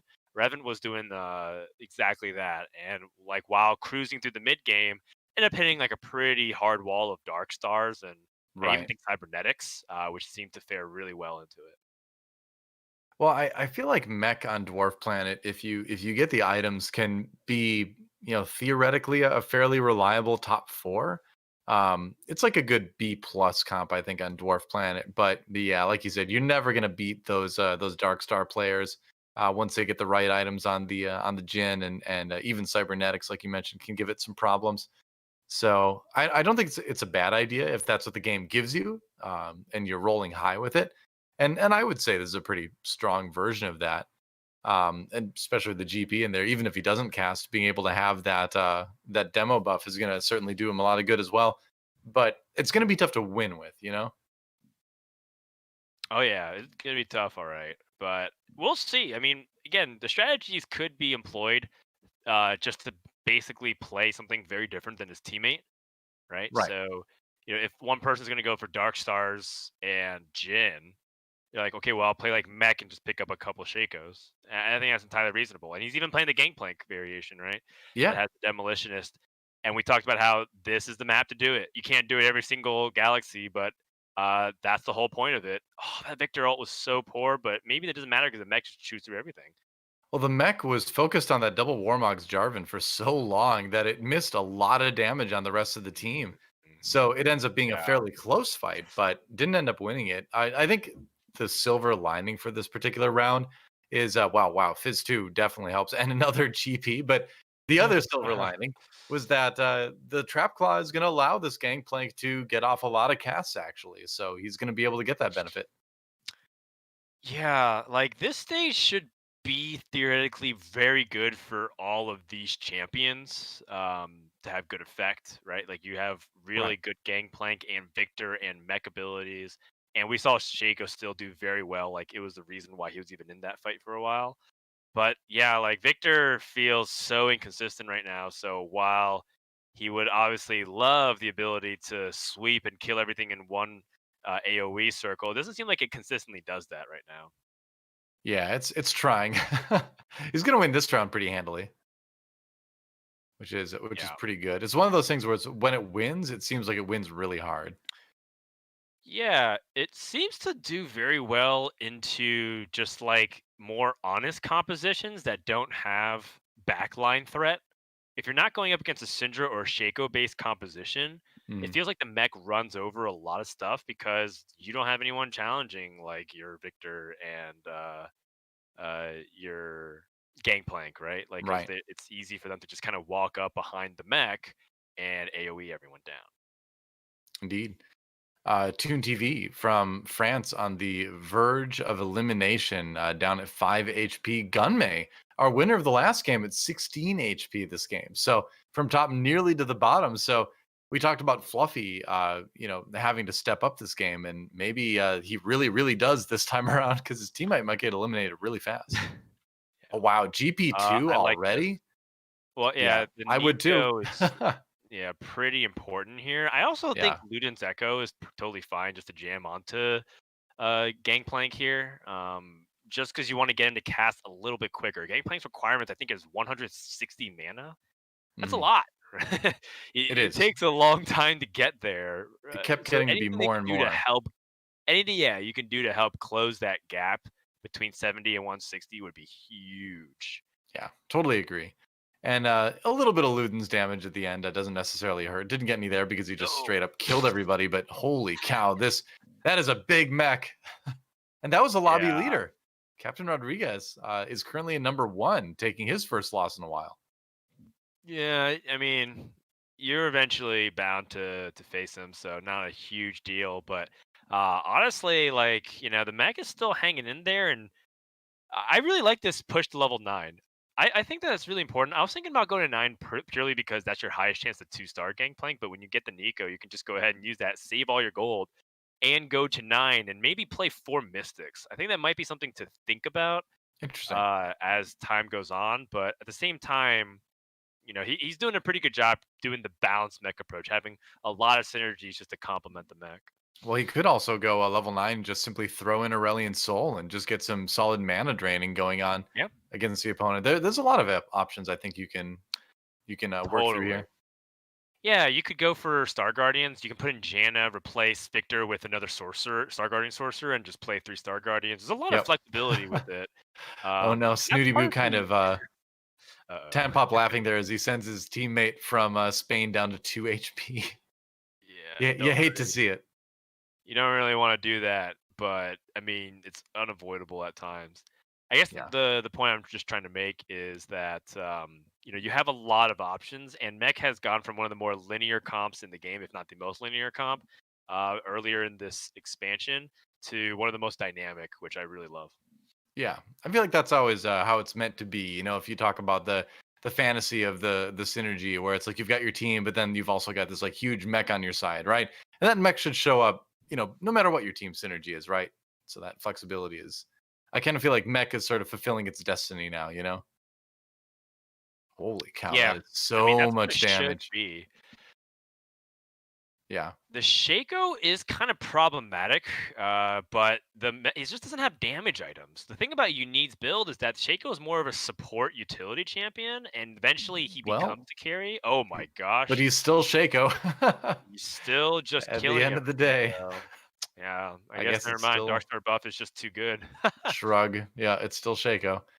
I guess that's a good way to look at it, where you don't necessarily need the damage items if the trait itself is giving you all that damage. Totally. Yeah. Well, time to see what you need is up to. Yep. You need one of the top players on ladder. I believe you need even climbed to number 1 very recently. So not a surprise to see him represent France. Just a strategy game aficionado. Very good at a lot of games he plays. Quite frankly, we see that talent bleed into a lot of different categories. We saw, AKAWonder, for example, he took number 1 in the point standings yesterday. He's Uh, also been playing many card games and auto battles for a long time now. So it's not a surprise to see you need also do well. right. It's a similar skill set when it comes to turn-based strategy games, or even just real-time strategy games. I think auto battlers kind of bridge that gap between card game and RTS, and so you do see a lot of bleed over. It's very cool because two genres I really really like. I know you love them too. Obviously, we both casted both of those genres, and so it's kind of neat to see something that's sort of in the middle of those, but so good too. Speaking of good, Yeah, Shaco's pretty good.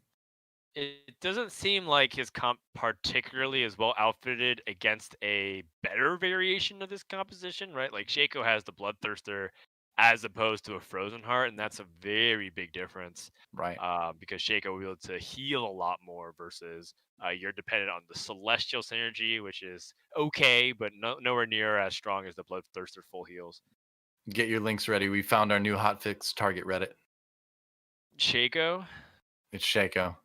I don't know. He's really strong. I don't think he's hotfix material for sure, but I think he might be nerf material for a patch in the future. He seems it, and here's the trouble: is that Shaco is definitely one of those champions where he's either going to be. It's very very difficult to make him either too good or not good enough. That ability that just does a big chunk of damage is extremely difficult to balance. I'm glad it's not my job because he's one of those heroes that's always going to be riding that edge. Yeah, it purely seems to be about the two things. One, the power of items, and two, the dynamic of Dark Stars of just how it stacks. Like it almost makes it feel like Shaco doesn't need items, but he becomes way over the top when he's an infiltrator and he inherits a Dark Star buff and he has damage items that Hmm. heal him. Um, but it's kind of like what you said. It feels very extreme. Either he doesn't feel impactful at all, or he feels like he's way too strong. Right, because his job is to kind of jump to the back line and do notable damage to the enemies. Right. Theoretically, nearly one shot or one shot them. So it's kind of the we can call it the Darius conundrum, where it's the same thing, right? Where if he's doing enough damage to one shot people, he'll be used. But then again, he's also doing enough damage to one shot people, which may be too strong.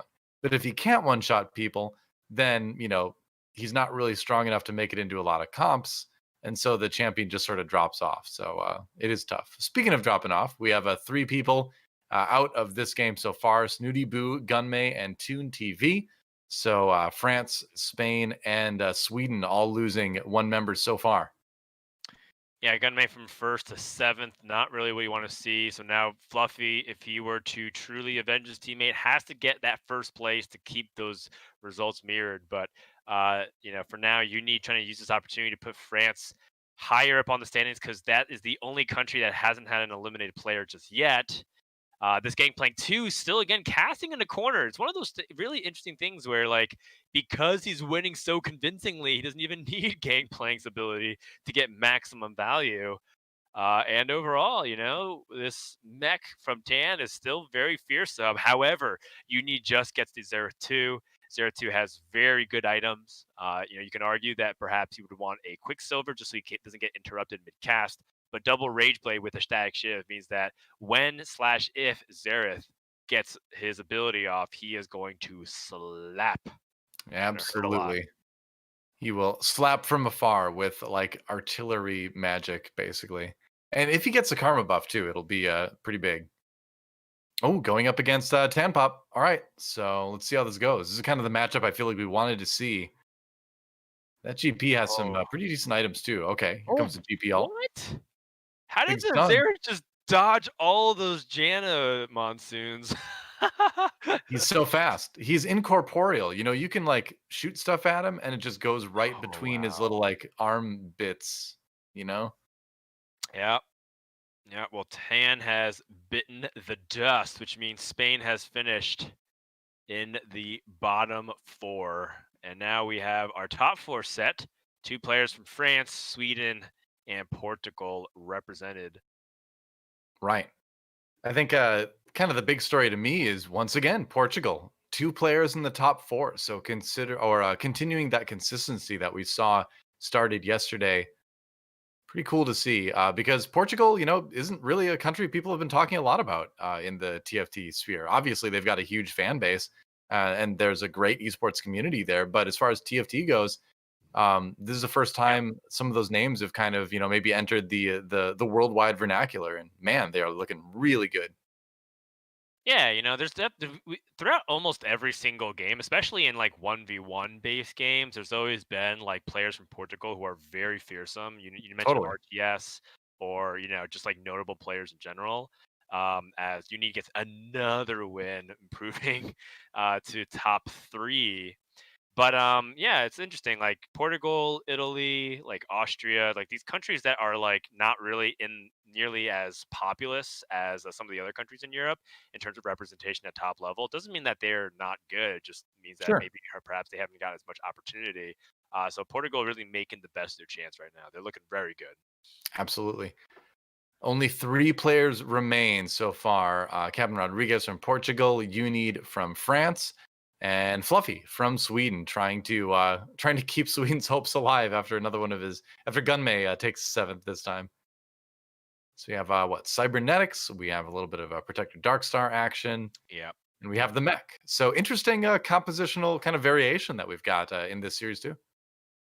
Yeah, cybernetics. We were talking about at the beginning of the game, just like how it's a composition that has felt like it got some new life into it, just because it feels like a more viable composition from the start to finish. Before the power curve was really messed up because Cyber was supposed to be strong early. Oh no, Oh Unique wow, got his Zephyred, so talk yeah. about power spike. He's not going to have that, and he gets bounced up by the Janna. Does he still recover anyways? I don't know. It's gonna all have to be the Shaco because that Zareth went down so fast. He might have enough though. Mordekaiser actually walking in there and doing a good amount of damage just by virtue of staying alive with that shield too. And man, this is really encouraging for Unit actually because he lost what you would oftentimes consider to be the scariest carry in terms of that double Rage Blade Zareth. But even after losing it early, Zephyr into basically not doing anything, still wins the match. Yeah. Sometimes it's just like a really good demonstration to show you that you don't need to overreact to things like Zephyr. Sometimes just having good positioning and like understanding how the big macro picture plays out with you know, battle, how the battle ends up unfolding. But what's and kind of important here is actually the shroud of stillness, and it's the fact that Aurelia kind of gets immediately in. Mordekaiser's not going to be a meaningful front line, and if I really can get to that Xerath before it can finish casting, it'll be a That's huge the hope. deal. But it looks like Oh, the heals. Aurelia has gone down, and Uni is going to deal big damage to Rodrigues. Wow, that's huge, man. You can see you need getting heated a little bit, getting excited because he realizes has a very good chance of winning this game. If the Xerath doesn't go down fast, and that's a bloodthirster on the Rift Herald. If the Xerath doesn't go down fast, the Celestial buff is going to mean that it's going to heal up really quickly after some of those Dark Star buffs kick online. Yeah, that is fair. But Who do you put this overall, still looking pretty bloodthirster on good. though? Zero 2 DPS is very close to being outmatched, if not just the top DPS in the game, and you can give him, the right itemization. And with 2 Rage Blades and with the 6 Dark Star buff, that just means Xerath is at full capacity. I would like to see a roll down here to maybe get a Shaco 2, and if he can re-itemize him and perhaps redistribute things to put items on The Fizz, Shaco. for example. But he could also just simply jam Bloodthirster on the Jin and it'd be fine as well. He could have built a Ooh. Shaco 2 there. Ends up with the Lulu 2 instead, which you're not going to have the Soraka heal, but with the Celestial buff, you shouldn't need it theoretically. Now that you're still going to get the healing from that celestial buff, and Lulu's going to be polymorphing since it is a 2-star. It'll certainly almost always get the cast off, but this is it. One of the players is going to win. One of them's going out here. This particular one, Aurelia does get to the back lines. Xerath doing a little bit of damage before the Lulu polymorph happens, and this is not looking good for Unneed. Yeah, really Oh boy. dug through. And Yep. this is going to be game-ending damage for Aurelia did it. Rodrigues. Wow. Echo sealing the deal with the kill on the Shaco. And yeah, Uni getting eliminated second place. It was really close, but it will be Captain Rodrigues from Portugal taking game number 2. Yeah, I think positioning for Unique got a little too fancy at the end. I think he was really trying to like account for like what happens when backliners jump in, like Echo, while Right. balancing the front, like Echo and Aurelia, because he doesn't want to place things in the back for them to chew through and get to Xerath. But by placing in the middle and the way things were positioned, kind of made it vulnerable. Anyways, it's tricky, right? Because he also had a force of nature, so he had 10 units, which means an extra unit to micro and to consider. And in the end, it just felt like he didn't really accomplish anything. He didn't really keep Xerath safe. He didn't really get onto his opponent's carries. And he wasn't able to even like meaningfully get a front line together because in the end, the last thing that died was his ZZ Rot Portal construct. That's not really what you want to be happening with your front line. You want to actually be dying first. So yeah, overall, like you can see that Uni tried to get really complicated with some things, and sometimes you end up playing yourself. It's cool to see though, because we actually just talked about this not long ago, where cybernetics, by virtue of the Jarvan nerf a little bit, has suddenly become a stronger comp again because it can keep up. And we just saw cybernetics win a lobby now. So kind of encouraging in that it means that the meta is diversifying a little bit more successfully after the Syndra and the Jarvan hotfixes. And I think we're on track to have a really interesting and a different meta than we had before. Let's take a look at the standings. Let's go ahead and check in on how everything is shaking up. Captain Rodrigues leading today's lobby with a 4th place and a 1st place. It's very consistent so far. Maestro very quietly putting on a nice top 4 performance so far as well. Yeah, and we did see the Portuguese player Ginger yesterday get 3 second places in a row too. So consistency has kind of been the hallmark of what the players from Portugal have put together, and no exception today. Even though we've got 2 different players, Gunmay still in second, even after taking 7th, because he did manage to get that 1st place in the first round. Fluffy at 9, Snoodyboo up and down. So it really is kind of like Portugal, and then everybody else has had like very up and down results. Tanpop obviously consistent, but maybe not the consistent you want to be in 2 5th places in a row. So things could still shake up a lot, but Portugal jumping out to a pretty significant early lead, I think. Yeah, it's not looking good for ToonTV, and right now are pretty much the only outlier. Even for Tanpop, 2 5th places isn't anything really to be too sad about because that means you're pretty close to breaking to the top 4. Like 1 1st place, and all of a sudden he's going to be like in the top 2 standings. Based off an average result from everyone else. So Tanpop, this is actually a pretty competitive 1 through 7 standings right now. It just seems like Toon right now is also not really keeping up. Look at that though, like Portugal majorly pulling away from the rest of the pack, 15 points ahead of Spain in 2nd place, Sweden and France vying for those bottom 2 spots. So really at this point, and we do have 3 more games to play today, so we could see it turn around quite a bit yet, but at the moment, Portugal pulling away big time, and the question is, Spain, Sweden, France, who are going to be able to kind of excel in the latter part of the day and end up with a higher score. Because remember, all these teams after today are done playing basically for this stage of the tournament. They have to just watch next week as Italy, Germany, the Netherlands, and Poland played their matches and just kind of hope that the points that they got this week are going to be enough to carry them through and make them one of those top 4 teams. Yeah, kind of surprising to see it be this close with Spain, Sweden, and France. But that's what ends up happening when you have such dominance from Portugal, excuse me. Great game too. As when one person tends to do really well in something like a round robin group as we have, you tend to have the other 2nd to 4th place in that group of 4 be very tight.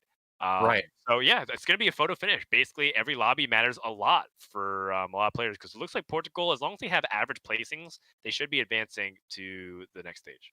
Seems that way. And I like this format too because it really makes you be, I think, kind of careful as a country and be, make you decide very carefully what two you're going to send out with what day, right? Because if you can do really well the first day and then bomb out the second day, right, or vice versa. So it's very encouraging to see Portugal keeping up that performance with two completely different players as we move into a trade sector game for game number 3. So let there be rerolls.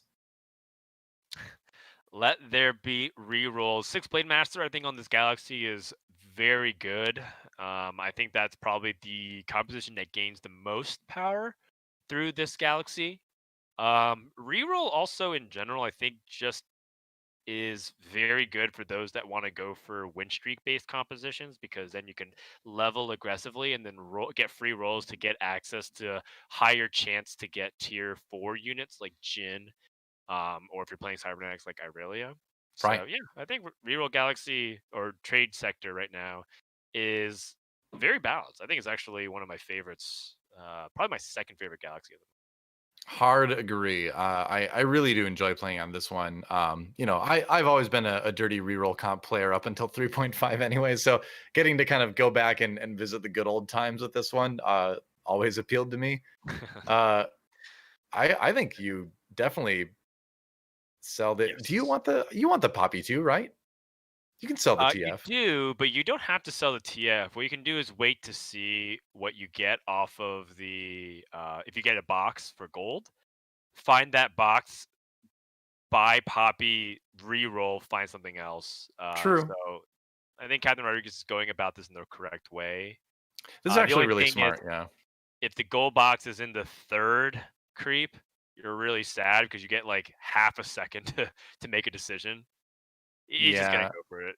Yeah, He's gonna re-roll. reroll. Yeah, could have sold that poppy and picked something else up. That's a very like a high level nuanced thing to do. That didn't pay off that time, but is cool to see. But hey, having a poppy too at this point is already pretty good. Definitely one of the stronger early game units. Yeah, that said, this is a pretty severe low roll in terms of like options. You're guaranteed he's gonna get a gold box guaranteed right now.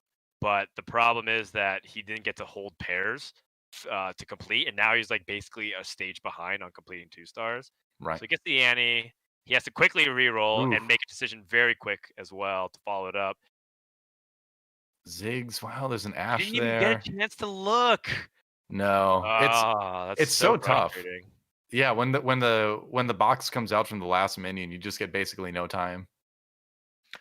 Yeah, so now it's like, do I commit to a losing streak if I don't get enough meaningful 2 stars? He does find the Caitlyn and the Poppy, but this isn't like the optimal way that you would want to go about it.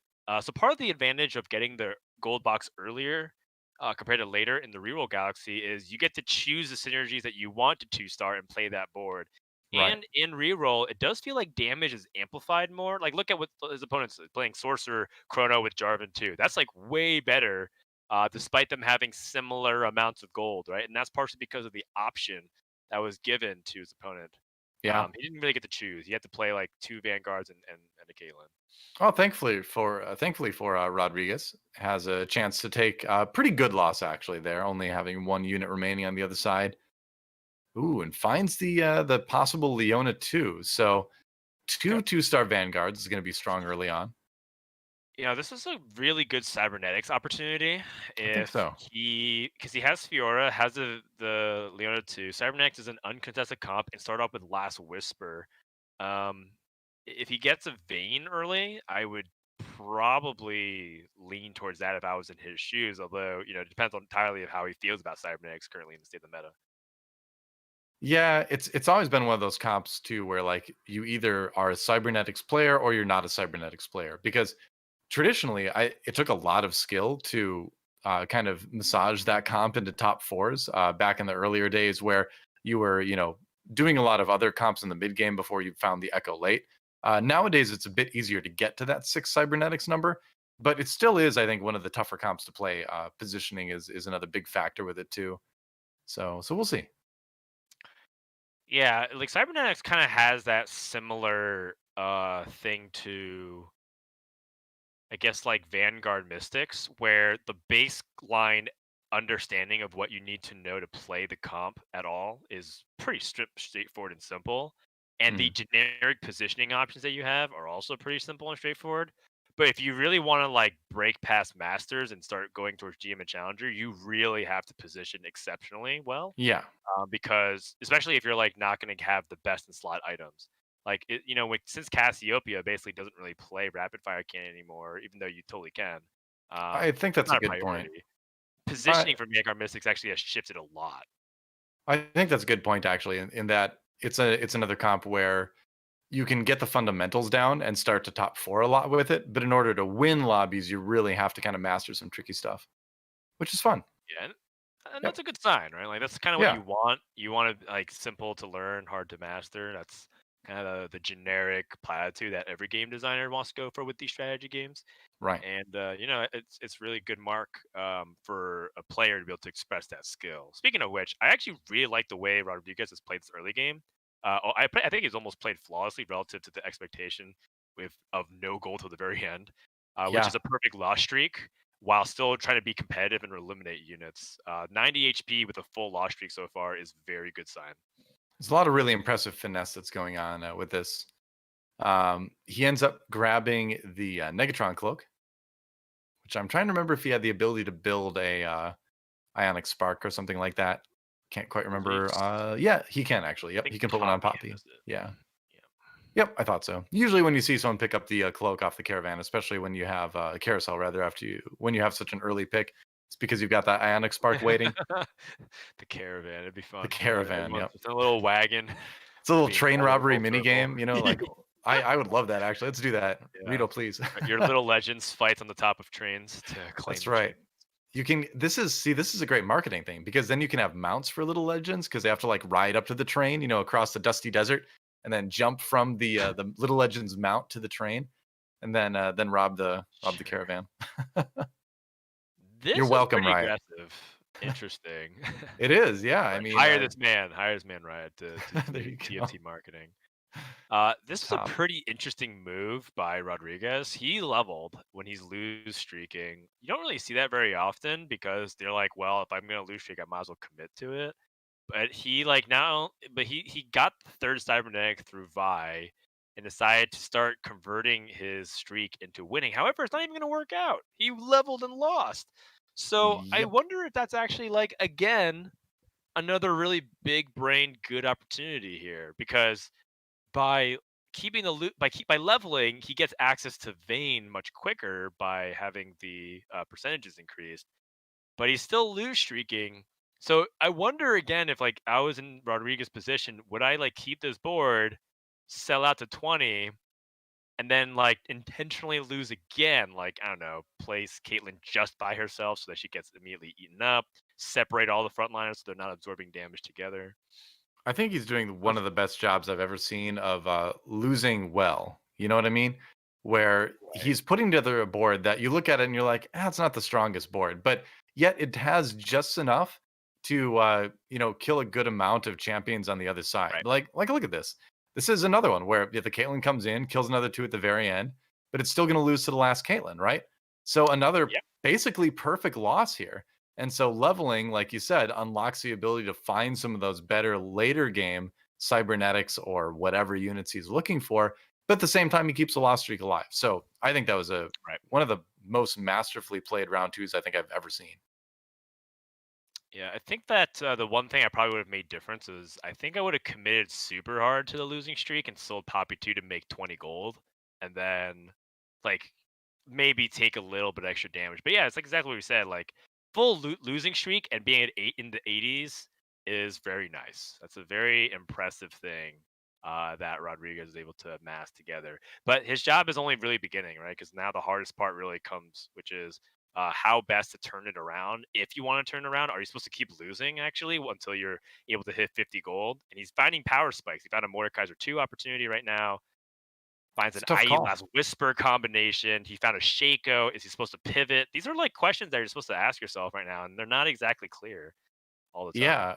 It still seems like cybernetics is the direction to go, and he does sell the Shaco. It just seems like by virtue of being less contested here, if you as soon as you find a vein, or if you, as soon as you find a vein too, I suppose, you could be in pretty good shape with this. So it's tough to say, but it seems like cybers is still the way to lean.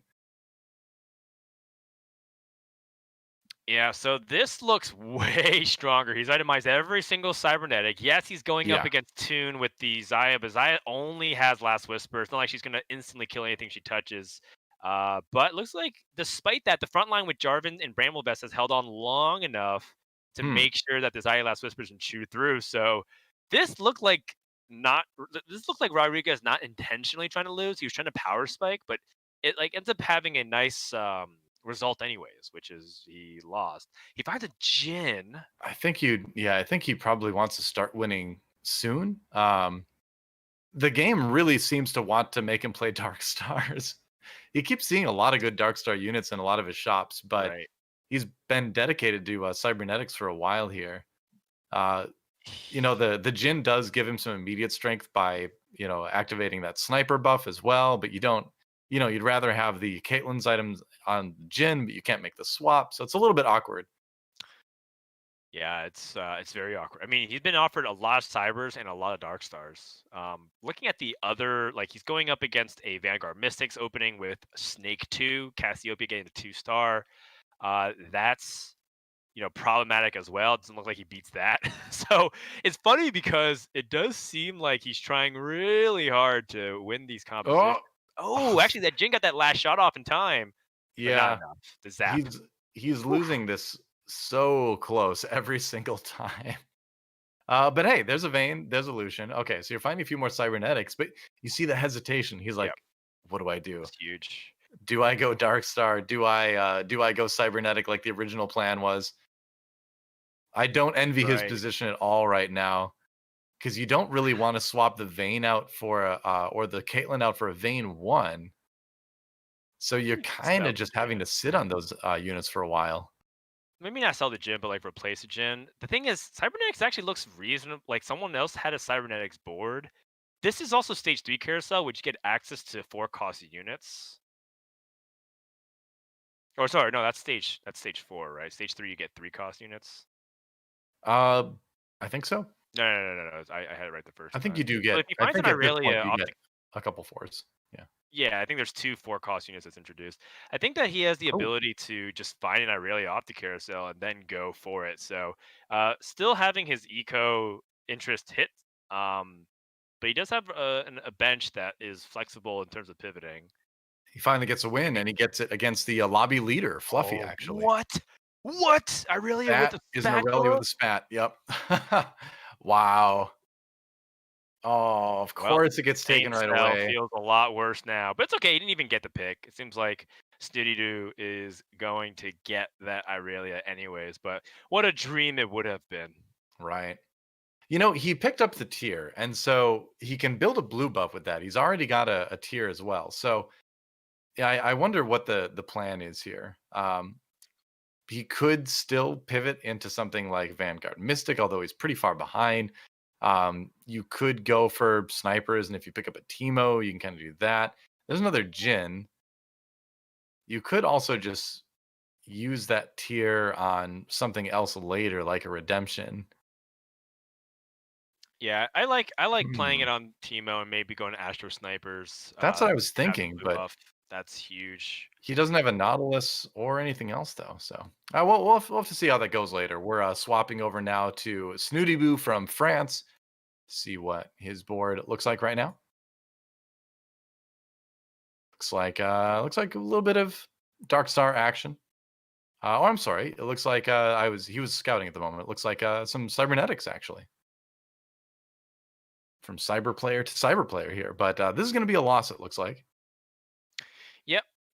It does look like this is not going to work out. The cybernetics with Lucian as an item carrier has kind of phased out a little bit. Like I tried to experiment with it and say like, oh, maybe I like win streak. Everyone's playing Warmogs, jam red buff, disable their ability to regen and heal, and then rush to Echo and paste red buff there. It actually didn't work out very well, and Sure. doesn't feel like the power distribution curve for cybernetics is there in the early mid game anymore. It used to be that getting 3 cybernetics was like some of the best opening that you can get, but now it doesn't feel like it's going to be the case. I mean, he loses Vanguard, but he does have a 2-star Shen, so I don't mind this Aurelia swap. It's not too bad. It does give him 3 blade. It does give him 3 Blade Master as well, so it's probably stronger.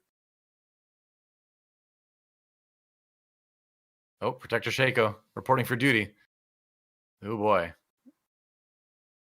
Relly Yeah, versus Shaco, and Relly getting into the back lines, but not able to quite do enough damage. All right, and yeah, that Lucian, I agree. You know, I did try a little bit of the Lucian in the early game myself as well when I happened to kind of hit good items and hit an early Lucian too, and it definitely feels like it falls off a lot faster now than it used to. So I'm yeah. not a huge fan. I thought I disconnected again or had internet issues. Looks like we're just gonna hop Yeah, off same here. COV and go over to Gunmay. All right. Gunmay with a pretty stable build here. This looks just like a high quality all 2-star unit composition.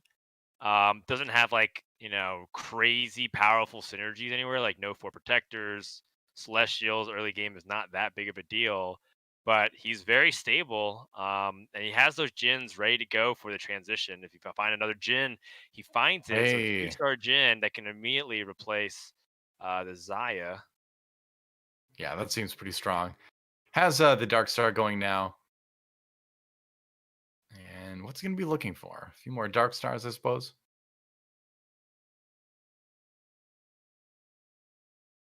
Yeah, finds more Dark Stars opportunity. I don't think there's any rush to do it. I think a lot of times people are like, oh, I have 4 Dark Stars, let's just jam it in there. But quality units are still really important. So yeah, even though it's a Fiora 2 with nothing really synergizing with her, she's still like a person that can get in the way to solve for Jin. And Jin 2, just give him enough time. He will kill everything on stage 4. Yep.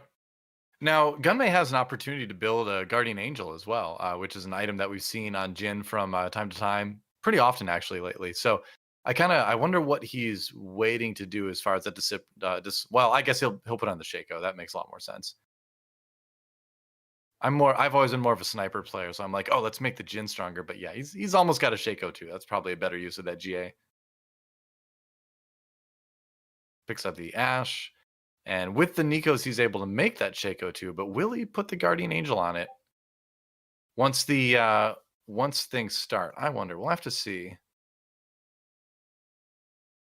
Yeah. I mean, overall, it feels like this is a composition that will cruise all the way to stage 5 now. Gunmay Should. has kind of taken a really nice pace, didn't really rush anything and get to a fast 7. And this is a really, really stable composition. I wonder what he wants to do with that last belt. Trap Claw might be reasonable. Could honestly just make another Warmogs, but I expect Gunmay to kind of cruise to a top 4 from here. Yeah, it seems that way.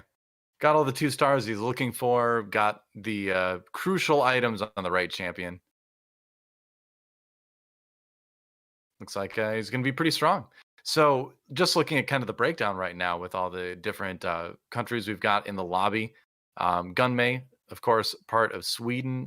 Fluffy, his teammate, down at 5th place, so not doing too bad.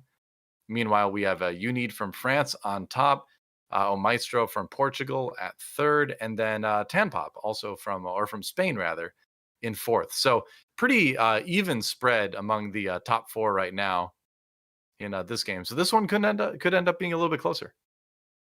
Yeah, I think so, but we'll see. Like, it does kind of depend on a couple of the people's roll downs. You saw, for example, that Zaya having the static shiv in the last whisper. Having a couple more 3 stars really does make it difficult for even people like Shaco and Jin to immediately kill them, just because they True. have so much HP, and it requires Jin's 4th shot, which does give you some time. So instead of Jin killing things by shot 2 or 3, which he often does, and then kill someone with the 4th shot, just having more meat.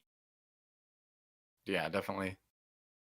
Yeah, and that's kind of always the key, right? Is like when there's a meta that there's going to be a lot of attempts to try to find your way to make your team more and more tanky, right?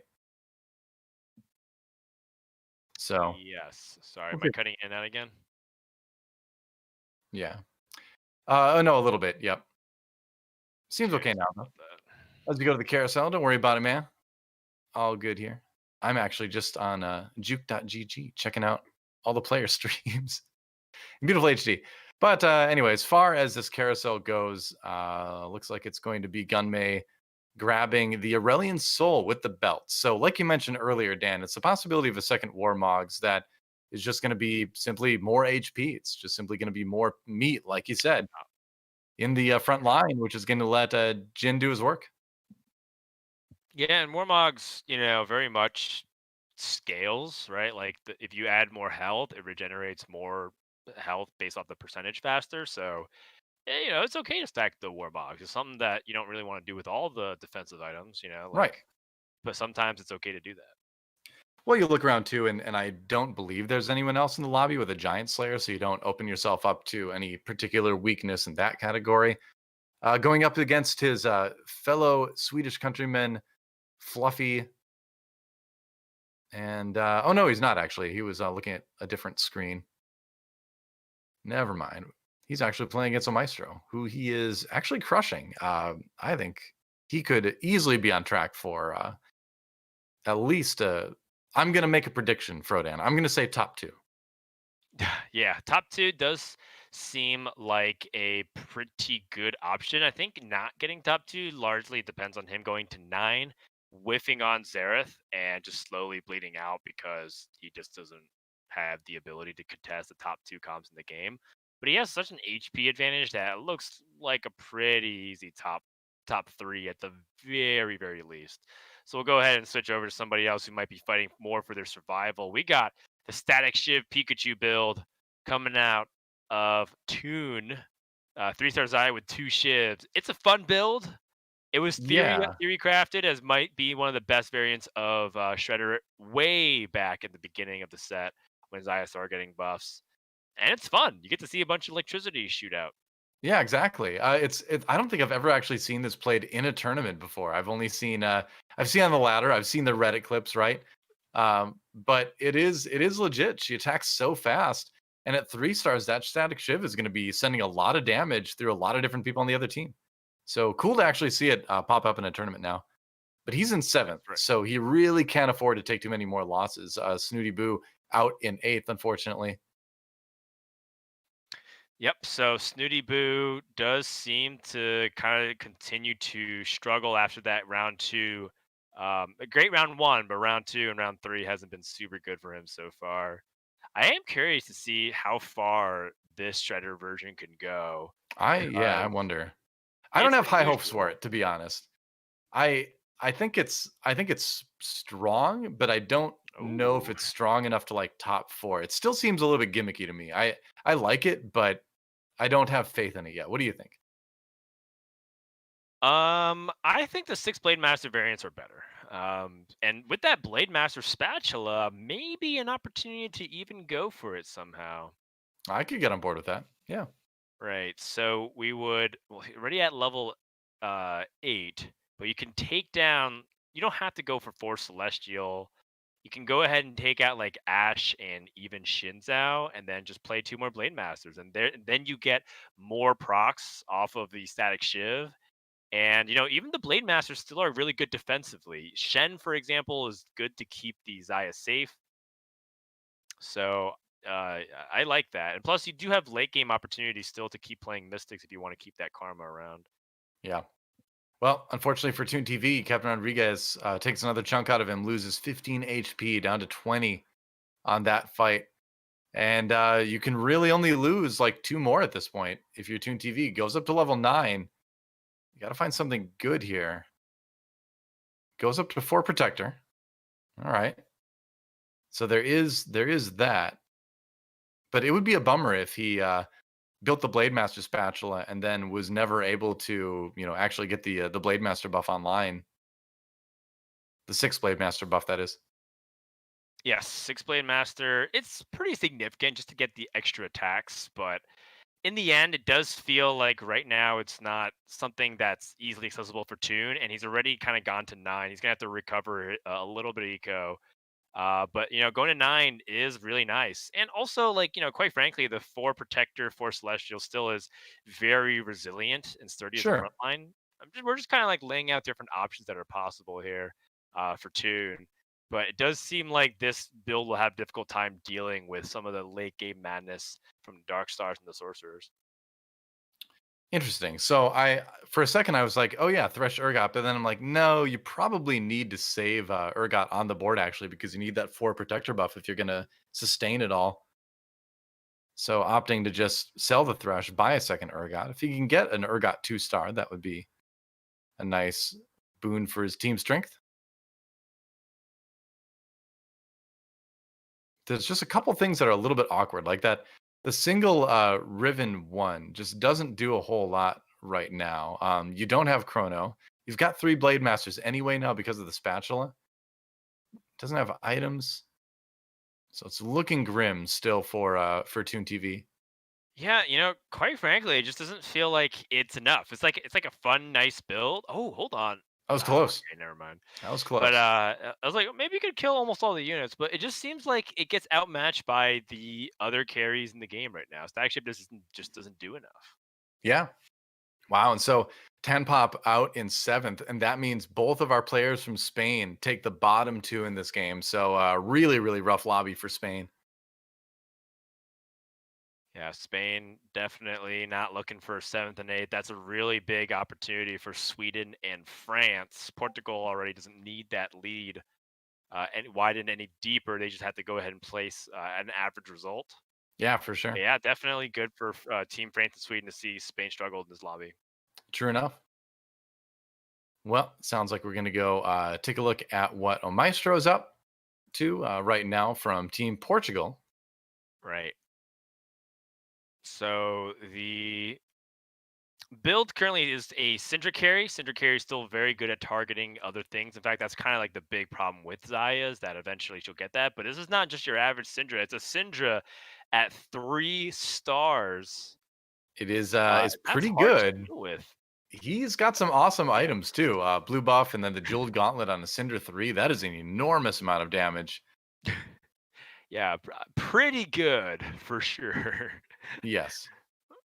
That said, the problem that you run into here is that your front line is a little bit on the weak side with this comp still. And while this composition, you know, is strong, he's lacking that 6th Star Guardian, which is kind of deterring the Cinder cast a little bit. And his front line is just getting chewed through really quick right now. So it's strong, but you need to find a way to protect the Syndra. Um, I actually like moving her up into the position now where you find Cassiopeia a lot of times. Even though Syndra does have longer range now than she used to, you don't need to worry about her walking forward. If you can sort of, deflect the enemy team down and around rather than just straight at her, it helps out sometimes. Yep. So I think that Syndra overall is just still a super good carry to get to 3-star, but it's exactly what you said. You need to be able to stall long enough, just like anything, right? Like have the Yeah. backline secured, make sure your front line can stall for long enough, and that this would be very surprising to see Maestro take a 5th place despite hitting Syndra 3. Yeah, it's one of those situations where, you can have the strongest carry in the world, but if you Oh, don't here we have go. some tanks in the front helping him, if 2 protectors are not going to do it, he does find the 6-star guardians though. So Yeah. he's got a chance here, but the problem still remains that I don't know if this front line in this state is strong enough, right? Well, 6-star Guardians makes a really big difference. I'm sure you know, DoA. 6-star Guardians, like, It basically can, make yeah. your man. Yeah, Well, and Paragon also now, yeah. it's not just that. Yeah, exactly. The fact that he has Janna, so now their attack speed and their auto attack deal true damage. Um, it's like a situation where that's like a non-trivial amount of power spike that was just given. So I personally think that this might be a much stronger fight coming out. Even if he loses, he did get much stronger. Yeah, it's possible. his positioning is really interesting too. I understand the desire to sort of like clump up and really protect the Syndra, but I've always thought, and this is going back to some of my experimentation with this comp in this patch too, is that you need to create a little bit of buffer space, even if it's only space where things walk forward, just to give Syndra a little bit more time. Oh, but that was a really good start on that Syndra. All right, doing okay. If there's anything this comp can beat, it should be able to beat the mirror. That's for sure. Oh, that was Yes. really close though. Oh my Well, gosh. I mean, the mirror can get kind of weird at times because of Syndra orbs. Technically, like even though Syndra 2 can beat the Syndra 3 if she just casts after that Syndra 3 and they're both still alive. Yeah, I think So it's the dicey. combination of Syndra 3 and the Jeweled Gauntlet uh, should still give it the edge. I think you're right in a lot of cases. This particular board, something would have to go very wrong. Oh, and he did find the Xerath too. So, and I would honestly take a Xerath 1 over a Victor 2 at this point. Hmm. I know how that sounds. And it seems like Maestro agrees, and that seems even to me. I said that, and I'm like, I don't know, but I really think that at this point in the game, the Xerath one is going to be a little bit stronger. Yeah, I can buy it. I think getting the Dark Star makes it so that way Xerath's damage is just way better. That too.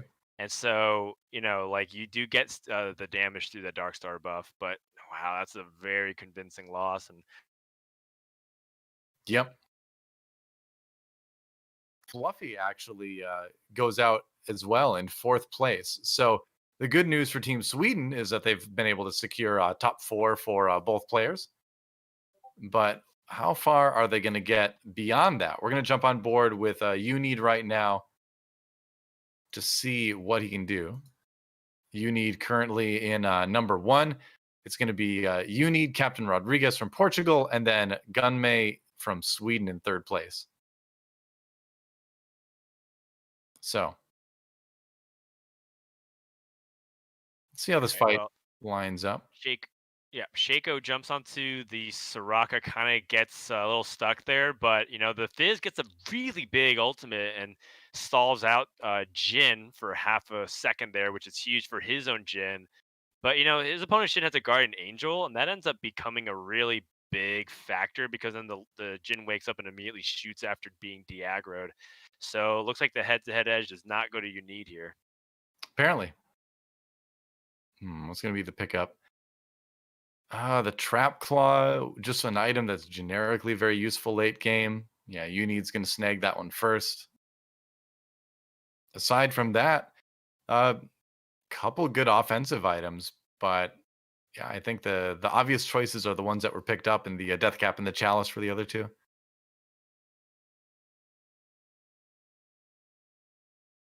Well, let's see. What could make him stronger right now? A Lulu 2 would certainly help a lot. I like the Trap Claw and Jin, just keeps him a little bit safer in the corner. Yeah, I think that he also he's playing Shaco carry and he's playing Jin carry. Just needs to kind of protect both of them right now as best as he can. Uh, he doesn't have the best version of Darkstar because he doesn't have the Xerath. Like, if you're asking what he could improve about his composition, the answer is Xerath. Like, if he can get him to 2-star. But that's like a pipe dream at the moment, especially because he sees a couple of other players that have Xerath, especially one that has GA and that Death Cap. That Fizz cast is pretty huge, though, just to stall out. Does that give enough time for Jin to cut through the rest of the back line? It certainly might. Xerath taking a lot of damage, and yeah, that GA pop now and should be enough. Gunmay Wow. eliminated in third. All right, Big so it's win. yeah, huge for France as well. They really needed to have a good result in one of these games. Yeah, we kind of talked about how Gunmay looked like he was a lock for top three, maybe a top two finish. It seemed like this infiltrator difference is a really significant, boon here for Unid because the Fizz just disrupts the backline enough that makes Xerath that doesn't have QSS a lot more vulnerable. Finds another Fizz. Whoa, this is happening. Wow. Another Fizz goes in. He lost his Celestial buffs, but he was trying to go for that swap. I mean, the crowd control is going to be massive with this because both Fizz should get a cast. There goes one. The Yeah. other one did get slowed down by a shroud or some sort of mana reaving going on. Uh-oh. Shaco, take the wheel. Jin is there as well, so it looks like he should be able to win this one. Hey, that'll do it. nicely done. You need Double from fizz. France. Yeah. Yeah. Pretty sick little tech at the end there. Neat. I like it. So Uni gets a big win for France.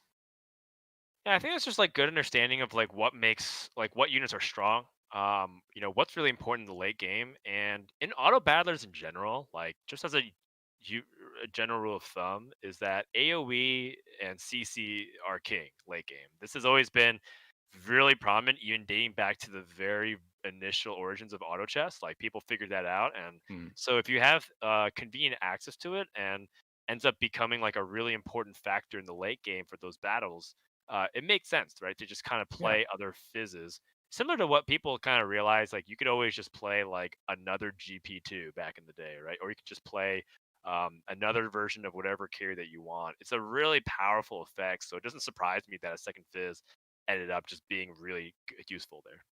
Yep. Well, let's take a look at the scores after 3 games so far, done 3 out of 5. We have Captain Rodrigues still in number 1 in the individual point standings. Gunmay and Uni tied up for points at the number 2 slot. Maestro from Portugal at number 17. Fluffy, Gunmay's teammate, at 15, and going on from there. So still some room for things to be shaken up a little bit. But Captain Rodrigues on track for having one of the best days we've seen a player have yet in this tournament. Yeah, and overall, Captain Rodrigues is just kind of leading the way, if you will. Portugal almost at 100 points. Sweden and France taking a bigger lead over Spain. And, you know, with only 2 lobbies left, the window is closing for Spain to make it out of their group here if they're not able to pick up their performances, because 7th and 8th one more time might just do it. Yep, very true. Well, let's now at this point, we've got some pretty exciting games coming up, I think, because again, like these are going to be the last 2 games, the last chance for these nations to get points towards staying alive in the Giant Slayer European Cup. We're going to take a quick break though, but when we come back, the final 2 games of the day, so do not go anywhere. It's going to be awesome. We'll see you in a few.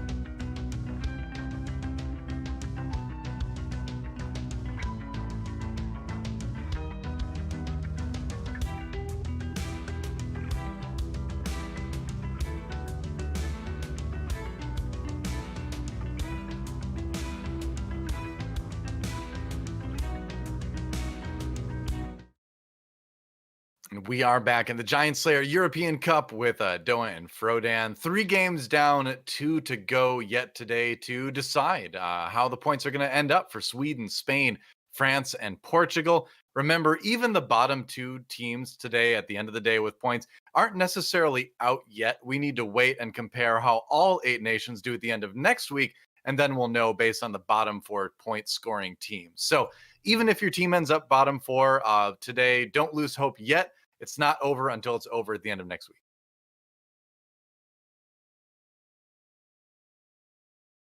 And so, Yep. So we'll find out what ends up happening in the next 2 lobbies here. Just pay close attention to just how things are going to be shaken out. We do want to announce a substitute right now for Snoodyboo, as I believe Snooty has a blackout, so impossible to actually log on and play when electricity doesn't work. It turns out that is probably the worst thing that could happen. It's fairly important. He You're, doesn't have one of those quarantined at like home. bicycle setups where he can like blackout. pedal really fast and give his computer enough energy, unfortunately. Yeah, exactly. Just have Jarvan throw on your flag and you'll pedal even quicker. So yeah, that's gonna bring us to lobby number 4, setting the stage up for Portugal taking their victory laps. It really comes down to who can get that second place spot. It doesn't guarantee that they get in, but it's very likely that they will. If they're able to finish with a really high point standing. And you know, AKAWonder, who did really well yesterday and finished number 1 in points, can he make up Spain's deficit right now? Yeah, I wonder. We'll see, because Spain is certainly in that position where they need a little bit of help there, and it's really unfortunate for Snoodyboo that he's not able to play in the last couple games. But you know, it's been approved that AKAWonder can step in and take his place, which is generous, and we'll see what he can do. AKAWonder, a lot resting on his shoulders now, I suppose.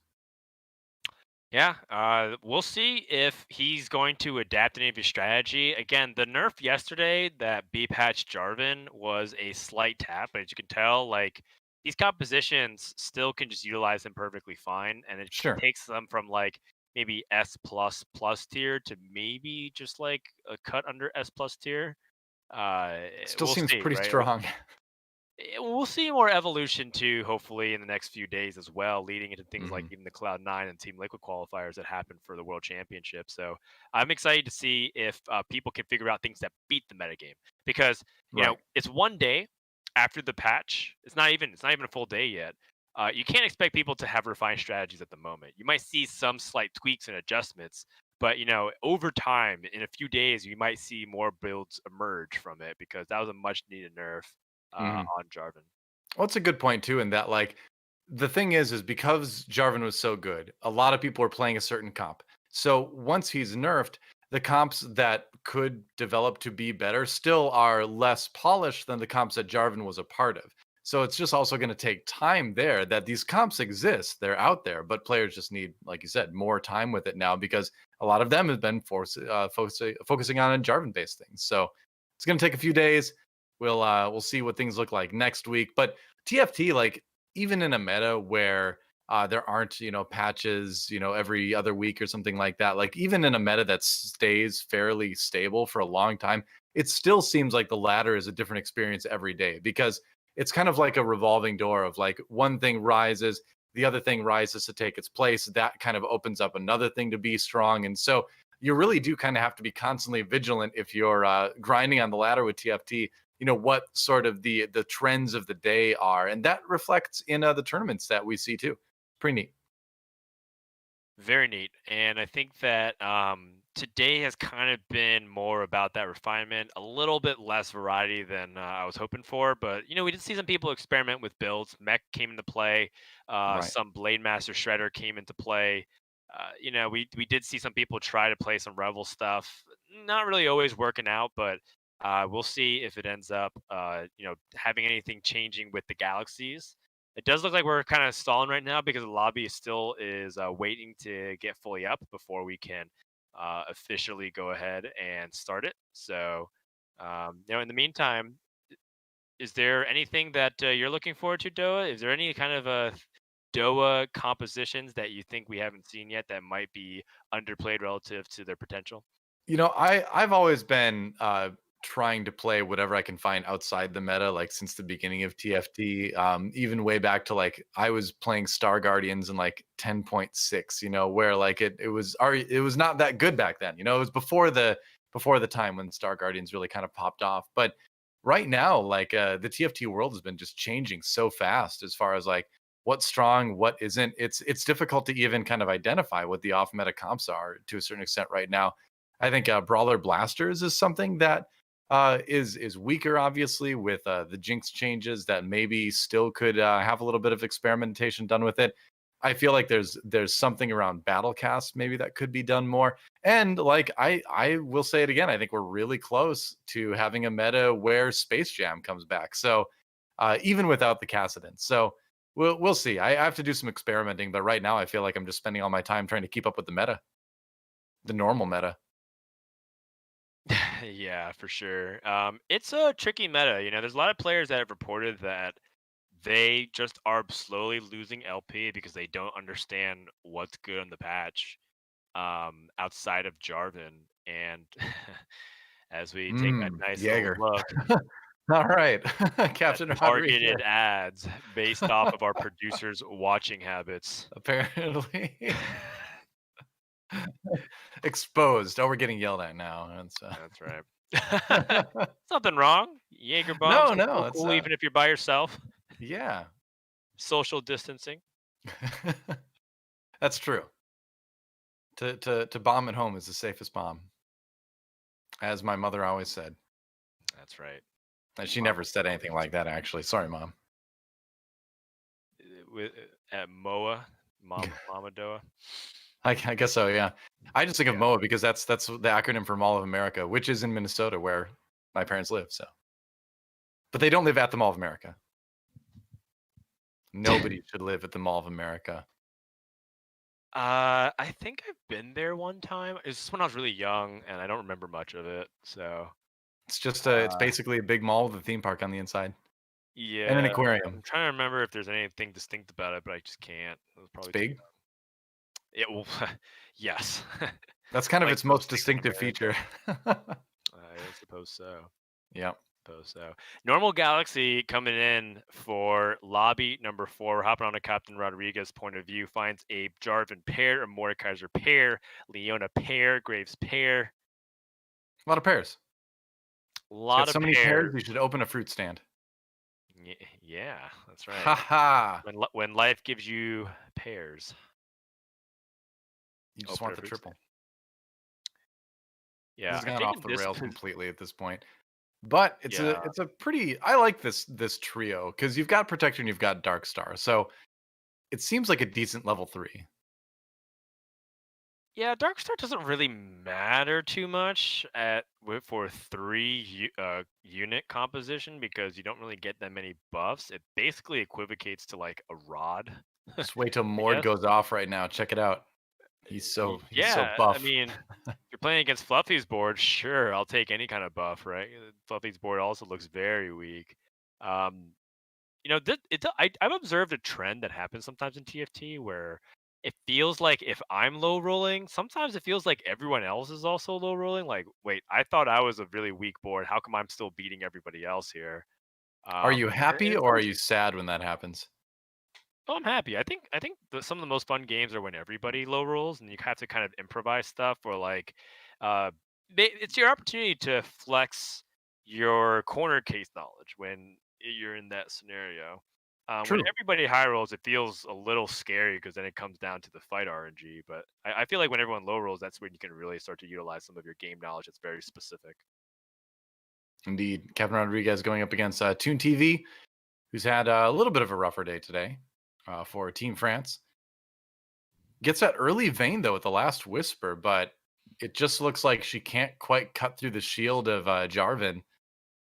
And a little bit too much damage coming in from the rest of it.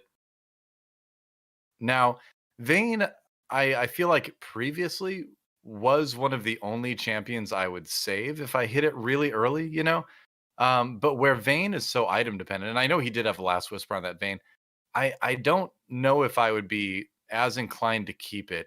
What do you think about the really early Vayne right now? It's kind of what we're talking about at the beginning of the day, which is that, or at the beginning of this tournament, Vayne 1 with items doesn't carry as hard as you expect her to because of all those slight nerfs, right? Her damage Right. got nerfed, her ability gets nerfed. It's like all these little small things that add up, and cybernetics as a whole got nerfed. Just means that every single auto hits significantly less, and that racks up over time. Yeah, I just feel So like she's I'm okay with better as 3 gold at this point. Yeah, it compromises the goal. That might be the biggest thing. It does feel bad though when you have 3 cybers and you have that early game start and you're just ignoring Vayne. It feels like I don't know. It feels like you're kind of like hard committing to Dark Stars then at this point, like because this is another option that the game has given you. The only thing is that it's not necessarily that Vayne needs Infinity Edge. You need Last Whisper right now. It's like a really common choice. Right. And maybe he feels like he doesn't get that guarantee of the bow. I almost feel like Infinity Edge early would be better on a Vayne 1, whereas Last Whisper is the more important item overall. So it's kind of this weird situation where you just don't get a lot of ideal, Vayne 1 board scenarios. So I don't know. It is interesting. This Vayne definitely seems to kind of have fallen off a little bit in terms of early game usefulness lately. As we go to a pretty normal carousel on 2-4, nothing special there. Yeah, Finding well, I the mean, Jace. the idea is like, what happens?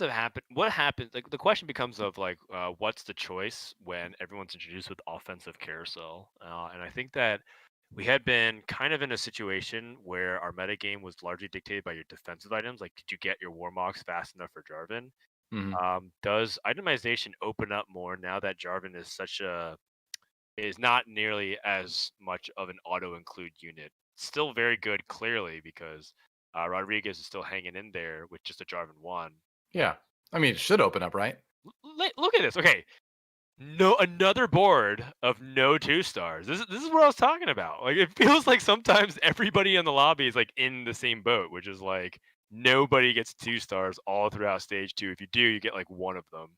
It's so strange, and it really kind of puts a extra emphasis on the items, right? Where like suddenly that Morellonomicon on Ari is really good because it's going to be running over a bunch of champions with a lot less health.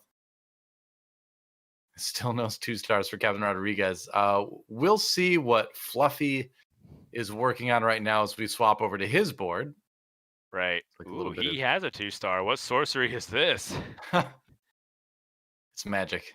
He clearly didn't get the memo No that two none stars of us are allowed. choosing to triple up on anything right now. Well, it's only a Caitlyn at least. That's a pretty good 2 star though. Right. It's a reasonable 2 star. Yeah, I would say that's the second best one behind Jarvan right now. Yeah. Fluffy debating if he wants to sell the Shaco. Hitting gold interest is kind of important because he would be getting to 50 gold post Krugs. If he loses, this shoots him to 40 if he sells, and then he would hit to 50 at the end of Krugs as you keep that loose streak throughout PvE rounds. I think he made the right decision. Yeah, he also has some pretty decent cash items in the form of Giant Slayer and the Chalice.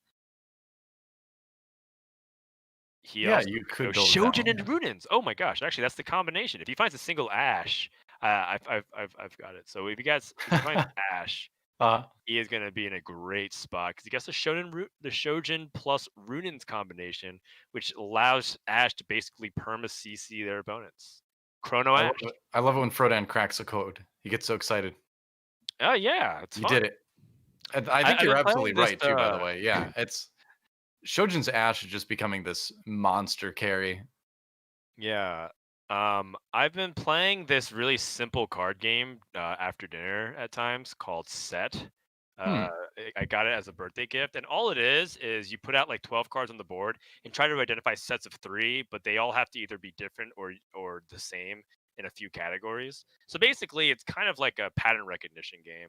Sure. It's Yeah. very fun, and like I have the same kind of thing when I see it. I'm like, oh my god, I found it! And I kind of pop off a little bit. There's a lot of joy in that, and I feel like that actually has helped me train a little bit of my recognition in TFT because you're flopping shops of 5 units, and you kind of have to identify patterns to triple up and figure out good synergies there. Right, because you're not just looking for your 2 stars and stuff. You're looking for synergies as well. Yeah, yeah. So I enjoy that a lot. Yeah. Oh, he's Neat. doing it. He's gonna put it on Fizz now. just as a temporary item holder. So Yeah, why Shoji not? and the Runins just commits to it. I mean, Fizz is so strong right now in the meta, and being able to cast twice is probably going to win you a lot of rounds. Unfortunately, that's not the best Fizz ult ever, but it looks like it's going to be enough. Does Yeah. get 2, and you can see how big that Fizz is going to be in other matches where it's going to get a little bit closer. I like it. It is fun how they made the individual mech units stronger now. Yeah, I think Fizz is, one of my favorite units right now, just in set 3.5. It's just been overall like a really good revelation to see Fizz be good without having just to force him into a mech composition. Yeah. Oh wow. Couple And upgrades there. yeah, huge. Finds Shaco. He's really looking for Ash. This is a pretty aggressive roll down. We haven't really seen people roll down on 3-2 very much in this set, but he finds a Shaco, he finds a Jarvan 2, finds a Shen 2. The Chrono Ash builds really rely on that early game Shen 2 as well, just to have stabilization on their front line while the Chrono stacks. Yep. So this is looking pretty good for Fluffy in terms of the foundation. All he needs is an Ash. Yeah. Either way, looking like he's put together a strong early game board. That's a death cap. Oh, so Caitlyn right there for the win. Poor ToonTV can't seem to catch a break in that particular round. ToonTV at 7th right now. So nice win for Fluffy to maintain the HP because he is a little bit low for the stage in the game. 72 is not super concerning, but it's a little bit on the rough side. Finds a Teemo, but that's not the sniper he's looking for. Yeah, Teemo is not really someone that fits in the builds traditionally. Yeah. You can go for it. I have seen some Ash carry builds or Ash centric builds, because sometimes it's not necessarily true to call her the carry even though she's holding 3 items. You can go 4 snipers, right? And you can outfit Jhin and Teemo, play Ash and Caitlyn, and then just have like a pretty decent Chrono front line. It's okay. I would say that generally the 2 sniper build seems the most flexible, so that way you can outfit the rest of your composition to address what the lobby is doing. Like if you need Mystics against Sorcerers, for example. Well, 4 snipers is always kind of this bridge composition, right? It's always this this way to ideally not lose that many HP in the mid game as you put together a better, more well-rounded 2 sniper comp towards the end. Close match, but Captain Rodrigues able to get the win there. It's a little bit rough. Deny any sort of chances for a win streak that Fluffy had been just starting towards. Yeah, What does he want here? nice the opportunity to go for that Warmogs on Jarvan. Does seem like he struggles with that front line securing, although I do wonder if Fluffy's positioning is also kind of causing him to have some suboptimal fights, because snipers excel off of keeping distance, and he's really trying hard to protect his Caitlyn and from any infiltrators. But is Caitlyn really the most important unit to protect right now? Versus, is it perhaps even better to keep the front line at the very front, so that way Fizz can get his ability off? That's like something to consider right now. Yeah, I'd be inclined to agree with you too, because one of the things as well with this situation is that things will be able to walk back towards Caitlyn a little bit farther. So, I guess you're not going to really lose out on any damage because you're not using the sniper buff right now, but you're still going to kind of expose Caitlyn to a little bit more harm anyway. So, I don't know. I like prioritizing the Fizz here because it's going to be doing the most damage, the most disruption. Caitlyn, even if she gets jumped on, is probably going to get one ult off anyway. He might go mech here. If he goes mech, then he needed to buy this Fizz and this Annie, and that would cause him a lot. But yeah, look at what we're talking about, though. It's like the front line was able to get there in time. Now Fizz's ult casts it has a much higher impact in general. And the distance between him and Kate was still kind of kept. So overall, I feel like this battle was much more reflective of what he was trying to go for. One thing to consider too is that I generally like keeping Fizz in the center of the map because it increases his AoE. But sometimes you need to move him to the left and right. And Fluffy went for a judgment call to move Fizz to the left and ended up working out. Really well. So he did pick up the Fizz. He didn't pick up the other Annie. In fact, he sold the Annie that was on his bench, and now he hits a Rumble. I don't know if mech was the answer, but it might have been like a temporary little thing he could have squeezed in there. We may never know now, but he moused over it, put his hand on his forehead. So I wonder if he was kind of thinking, all right, well, maybe I can make like a little bit of a tricky mech transition for a short time during the game. And Yep, that's right. So yeah, I think that's something to think about now. Just putting the mech in temporarily for some beefy frontline. yeah, I think that it's like okay, especially in stage 3, if you don't even have them at any of them at 2-star. It just feels like you really need to get some of them to 2-star at stage 4, otherwise your mech's gonna have no HP to really back him up. Or rather Yeah. to like be a front line.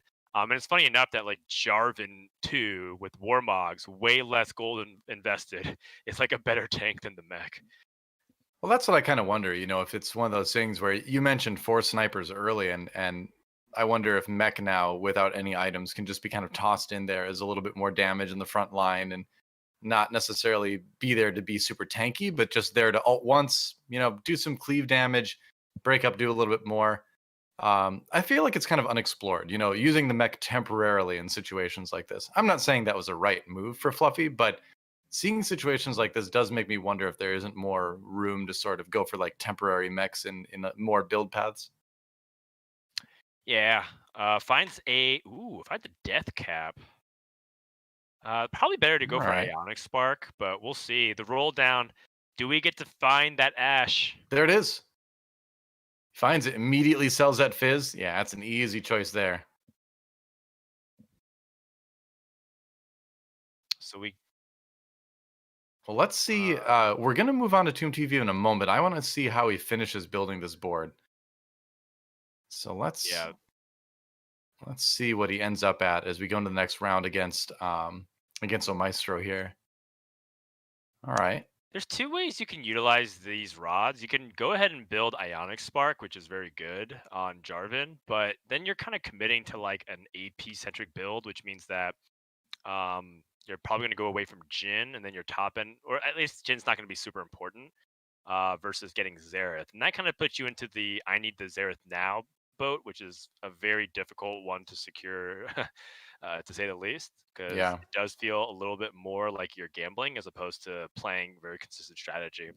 The other is to actually just lean more into Ash. You could like death cap the Karma, play Karma onto Ash, play Mystics, play a very solid front line, and then just like lean fully into the Chrono Ash meme. Pretty But much. it's a very difficult thing to evaluate because it entirely depends on 2 things. One, the direction of his rolls, which have been going a little bit all over the place. You can see he's keeping some chrono, but he's not like committing to it. And it also kind of depends on what items he's going to be able to get dropped in the future. And I think he's like holding out just in case he can still improve. So he doesn't end up committing to the Ionic Spark because it's overall like the most versatile. But we'll see how that ends up transitioning because based off what he has right now, it's solid, but he needs to find a way to improve his board even further in the late game. Yeah. All right. Well, we're going to swap over to ToonTV for a moment here. Let's see. And we just want to say right now as well that it is unfortunate that Snoodyboo and Tanpop disconnected last game. There will be no rematch, we're being told, because the disconnect was pretty late into the game as per the policy for the tournament. There's no remix in this situation. But there are meetings going on, and the VODs will be reviewed. The players will be spoken to again, and we'll come to an agreement, it looks like. But just sounds like kind of a crappy situation with internet connections over there right now, unfortunately. Yeah, these kinds of disconnects are always really unfortunate, Yeah. especially if there's no features built into the game. Oh, well, you're pretty much out of options in that spot. But basically you're I stuck, mean, kind of like that Zaya hitting by the Ash arrow over and over. pretty much.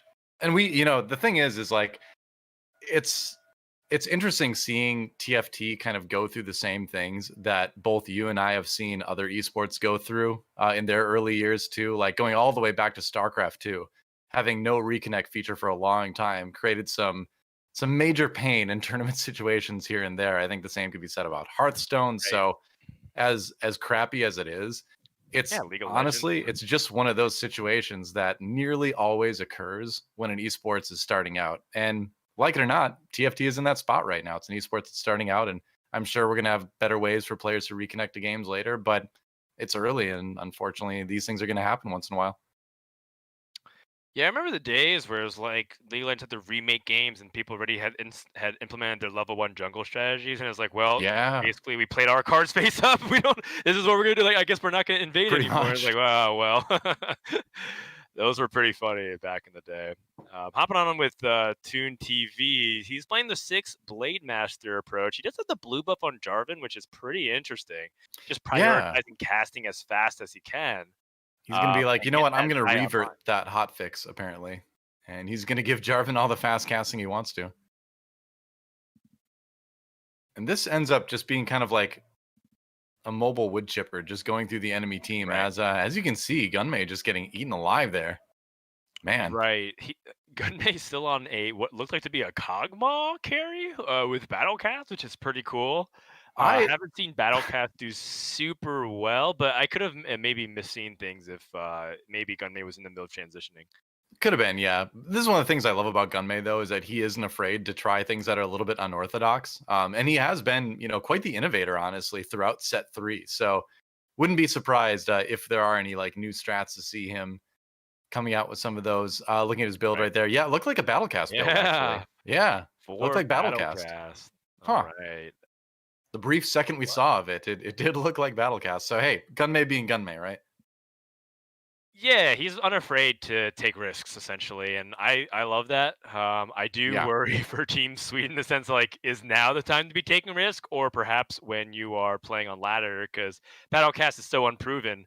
However, I mean, I trust that Gunmay knows what he's doing, so we'll see if the Battlecast ends up working out. In the meantime, the 6 Blade Master Zaya build, hanging in there and doing much better than we saw it do previously because with the double static shift stack, that just falls off in terms of damage output considerably because everyone's putting in mystics late game. right. Everyone has like 2 to 3 stars with defensive items, and you're just not going to be able to chew through. But Deathblade, there's not a lot of things that you can do against it outside of hope that your units don't die and then you kill Zaya a little bit quicker. Yeah, that's huge. 3-star Zaya always going to be a threat. And I'm really curious to see how deep this build is going to go. Because after Arc Raptors is one of those moments where it's like, all right, now this build is going to be really put to the test because a lot of the other meta builds are really going to start to come online in their final forms in stage 5. So we'll see how deep of a run ToonTV can go with this one. Finds another Yeah. tier. All right. Mhm. GA or Frozen Heart or Shojin are the options here. I So you like go for that. GA and Aurelia. Yeah, a GA and Yeah. Aurelian, then you can level to 9 and play a third Cybernetics. I actually like playing Echo and then trying to look for an Infiltrator Claw to put onto Aurelia. That feels like a Oh really yeah. good, reasonable win condition to like make multiple carries. Part of the issue with the Zaya build is that if she gets somehow shut down, like let's say your opponent has like a Shen and playing Chrono Ash, you lose like 80 to 90% of your DPS if Shen casts his circle. Right. Uh, so having multiple carries is kind of important, especially in a meta game where you can get stuck on one tank. Yeah, very true. And there's a lot of tanks to get stuck on right now too. That's part of it. But Zaya getting to fire pretty freely, but that time the rest of the team melting pretty quick, and AKAWonder will be able to get the win over ToonTV and put him just down in the bottom 4. Yeah, you love to see it. AKAWonder comes as a substitute during a time of need because Snoodyboo can't reconnect due to the blackout. So AKAWonder comes in immediately, win streaking throughout stage 4 and leading the lobby. We'll see if he can carry that momentum because it would be a really big boon to Spain to get those points right now. For sure. Now for Toon, uh, the question becomes: can you survive long enough to get to level 9? And that feels like a dicey situation. Half your army, or a little bit less than half, are 1-star units. and you don't even necessarily have like something to put in at 9. He only has 2 cyborgs right now, if you will. Yeah, I suppose that's the drawback is that you've spent a lot of resources getting that 3-star Zaya, and you've spent a lot of resources just getting to level 8 to get the 6 Blade Master comp online. And so, where does that really leave you room to find those 2 stars if you haven't done it kind of naturally? So, it does get a little bit awkward, and ToonTV is certainly starting to feel it. And it's kind of exactly what we said, back on the Arc Raptors round, which is where, hey, once stage 5 starts, then that build is really going to be put to the test. And you can see the other builds are coming online, and it's getting a little bit trickier for ToonTV to stay in it. We'll see All if he right, well, can. ToonTV probably also thinking about Carousel. Ends up looking like he's gonna roll down. Doesn't feel like he has the ability to go to 9. Lulu is generally a pass on the Lulu. Okay. Yeah, wants to just I guess stick with the Blade Masters, I guess. yeah, it's totally fine because he's gonna Oh, that's pass on the big. Rakan as well. I personally like Rakan a lot more than Shinzao, but it seems like Toon was really focused on finding 2-star for like Irelia and not like rebuild by playing like a 1-star Rakan over a 2-star Shinzao. But I generally think in these that's builds reasonable. you do want to play Rakan. Yeah, I think that's reasonable. And it seems like it's one of those situations where he just simply never found the 2-star Rakan, which is a bit awkward. And running into a situation now where that Dark Star comp is just going to be able to grind through, your team, basically, because you're not going to be doing enough damage to the front line. And then his Shen is, or not his Shen, his Shaco is going to be able to outlast you, basically. Right. That makes sense. So here we Interesting go, items. going on to one of the most important carousels, a full item stage 5 carousel with pretty good items. These are like the tier 2 items, so to speak. You don't really have like Infinity Edge and Last Whisper and like Blue Buff, but you Right. have some really powerful support and utility items. One of the most important being Shojin currently. It feels like the meta right now does capitalize on that item fairly well. Um, I would I think am so. curious to Yeah. see how Toon would rebound from this position though without it. It's going to be a little bit tough. Just kind of looking through the lobby right now to see what countries are out ahead. Unid from France, ToonTV's teammate, currently holding number 1. So a bright spot for the team, despite the fact that ToonTV on his perhaps last life. Tamprop from Spain coming back from the disconnect to take second place so far. We'll see if he can keep that up. He's got the win streak going, so it's a good start. And then Portugal Watch 2020, the team that's kind of been really kind of breakout stars. Uh, Captain Rodrigues up in 3rd right now, but unfortunately, Omaestro down in 7th on the verge of being eliminated. So the consistency of Portugal at stake here, unless Omaestro can put together a pretty amazing run. That's right. So the Shroud of Stillness, an excellent choice currently in the metagame because, well, honestly, it's just a good choice always. And it looks like he's going to shut down Gunmay's battle cast composition. Gunmay out Yep. what looks like to be in 8th place of, I mean, he might be joined and perhaps can sneak into 7th depending on how this battle goes down. But Battlecast doesn't look like it's going to be a top comp in the meta for this patch, unfortunately. Awkward moment as Maestro takes a chunk out of his teammate Captain Rodrigues and brings him down to 3rd place in the lobby. It had to happen. You have to play against your teammate at some point, but at least you're not eliminating each other. It actually would have been worse if Captain Rodrigues would have won, probably. Right. All right. So Toon doing a nice little maneuver that you see some people do, which is keep the tech unit on the bench until the very last second because you can't really react to where that Reven's going to be placed. It could be front line, it could be put in the back, it could be on the left and the right. It's very tricky to calculate. Oh, a little bit of a swing and a miss though. Finds only the Shaco and the Lulu. Probably wanted to hit that Ash. Yeah, I suppose you can comfort yourself that you hit the Lulu, but the Ash is the one that's going to be causing a lot of problems for you. That said, the crowd control on the Zaya, is it going to be enough? Another Ash arrow comes through, but the Aurelia is still there. And that Oh, Aurelia nice. is now going to become a major threat. Maybe. Tanpop takes a shot as he loses that round. ToonTV staying alive, making it all the way to Kane at least, who has a rapid fire cannon. Okay. Interesting. Yeah, RFC is a item that I actually really like on Aurelia because it keeps her uptime really high of impact, similar to Shaco, right? If you think about Yeah. Aurelia and Shaco, it feels like Shaco does Aurelia's job better and cheaper, and more consistently. And similar to how Shaco wants rapid fire cannon sometimes just to keep his DPS really high, so he's not losing DPS by waltzing over to whatever target he sets his eyes upon. Mm. Um, Same thing. I think it's really good. The added bonus, of course, of having the rapid fire cannon not let you get dodge is also really nice too. Yeah, for sure. So we'll see now if that RFC is enough to, and I think it is enough to make this Aurelia a secondary carry, as well, more of a secondary carry, I suppose, but still 13 HP. And we're definitely in one-shot territory now for ToonTV, as far as a loss may be the end. So he wants to do everything he can to join his teammate Unid up in the top 4. Yeah, I mean, this is looking like he can though, because before it felt like he had a lot of 1 stars and Zaya with like maybe a Shen and a Jarvan protecting, but Right. now it seems kind of reasonable, right? In terms of like that Irelia is a threat. She survived to the end, although she's stuck on their opponent's Jarvan. It's not really what you want to see. Zaya finally gets Ouch. clearance, but it is way too late. ToonTV out in at least 6th or 7th, unless there's a dramatic amount of lost HP on both sides. Well, I think it was a valiant attempt. I think there is a place for 6 Blade Master in the meta right now, but it just seems like it takes a lot to get 6 Blade Master online and rolling. It seems very fragile. It seems like a glass cannon of a build.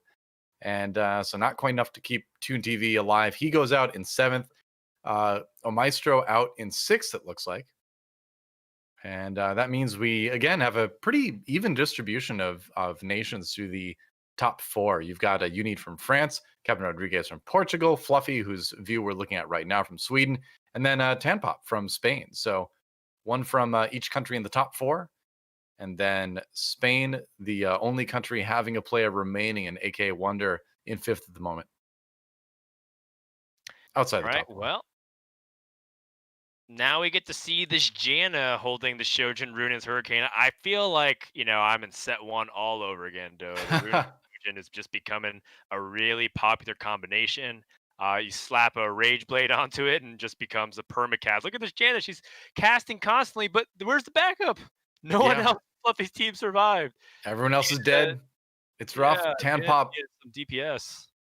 and Tanpop out in 5th. AKAWonder jumping up to 2nd. It's still a really, really tight race between 2nd and 4th right now.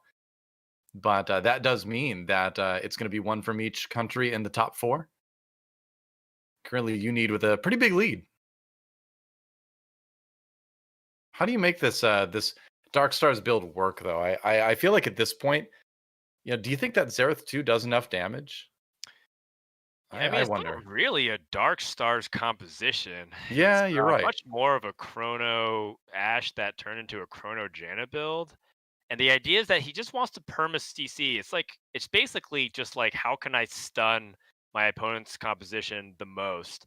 And the issue is that he's all in on 2 things: Janna 2-star and Xerath 2-star. If Xerath dies, he can't win any single battle. So his job is just simply to protect Xerath as much as he can, and it looks like it's worked out much better this battle.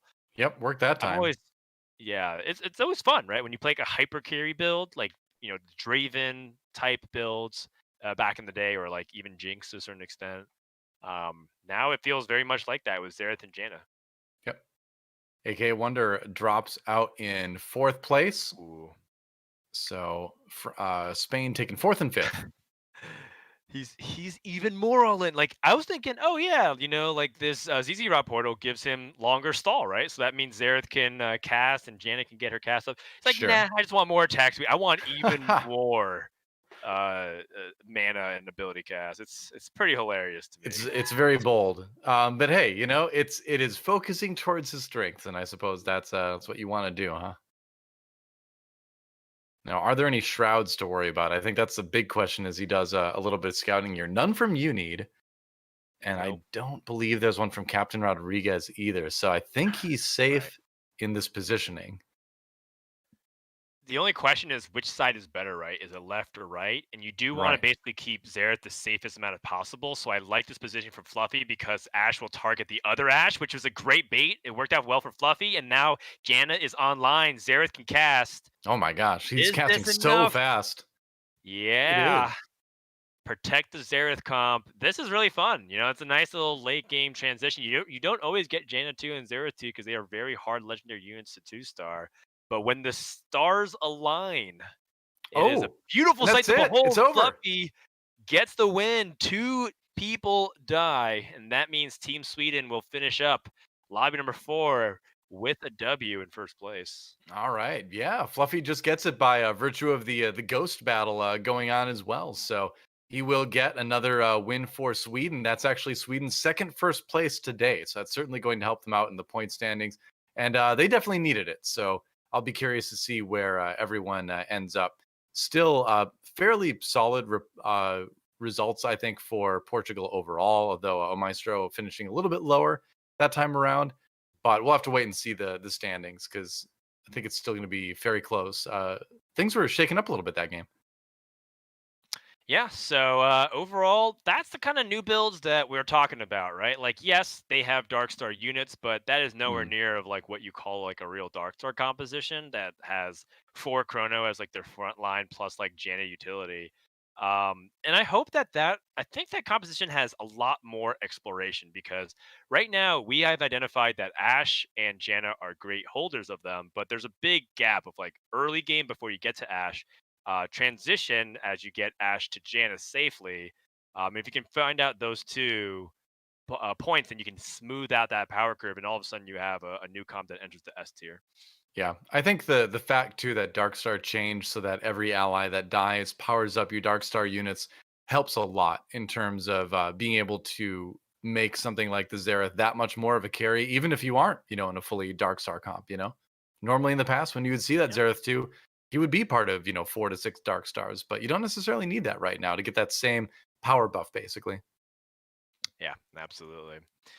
So then that brings us to our last potential lobby DoA, and I'm curious how the standings are going to shake out because we knew that number 2 to 4 was really tight. Yeah, that's right. Let's check it out. Captain Rodrigues still looking pretty untouchable. In fact, he is untouchable right now as far as our lobby leader in terms of points. He's going to win the lobby lead score at the end of the day, no matter what, because even if Gunmay wins the next game, he'll still only be at 30. And Captain Rodrigues, even if he takes 8th, would still be at 32. So it's a question of who's going to be able to take. Oh, never mind. I see the scores aren't quite lined up from top to the bottom on that particular chart. So there's still a chance for players like You Need Fluffy to take first as well. Disregard everything I said. The order was not what I expected. Yeah, you need 8 is converting to a dark star, if you will. It's holding the dark star spatula, kind of Apparently. blending from there. Little apologies, but yeah, as much as the players' performances are really fun to track, and Captain Rodrigues looks like to be running away with the lobby with You Need, kind of on his tail, but 4-point difference to make up in the last lobby is pretty significant. We'll see how the other countries are able to finish on their standings. And Portugal now has all but guaranteed themselves with that big 16-point lead over Sweden. That's just really, really hard to catch unless Sweden, I think, takes first and second, and Portugal takes 7th and 8th. Yeah. Props to Sweden for bringing it back, but it's still sort of the similar situation where, we've got a clear leader and then Sweden, France, and Spain kind of fighting it out for those other 3 spots. And if those 3 spots below Portugal continue to be very tight, that could lead into a really interesting next week because if everyone's fairly close in standings, then there's a lot of room for, perhaps 3 countries from this list getting knocked out when we go to the top 4, or possibly more than 2 countries from this list going through. Yeah. I actually like if you calculate the point totals, it's actually impossible for Portugal to get caught right now, right? Because 3 points would go to them if they get 7th and 8th, which means 110. Yep. and Sweden would get 18 points, which puts them at 109. So Portugal has 100% locked in their spot now. So the question becomes, who amongst Spain, France, and Sweden can rearrange? 8 points is a lot easier than 16. Just have to have two really good placings from Spain, and they're back in it.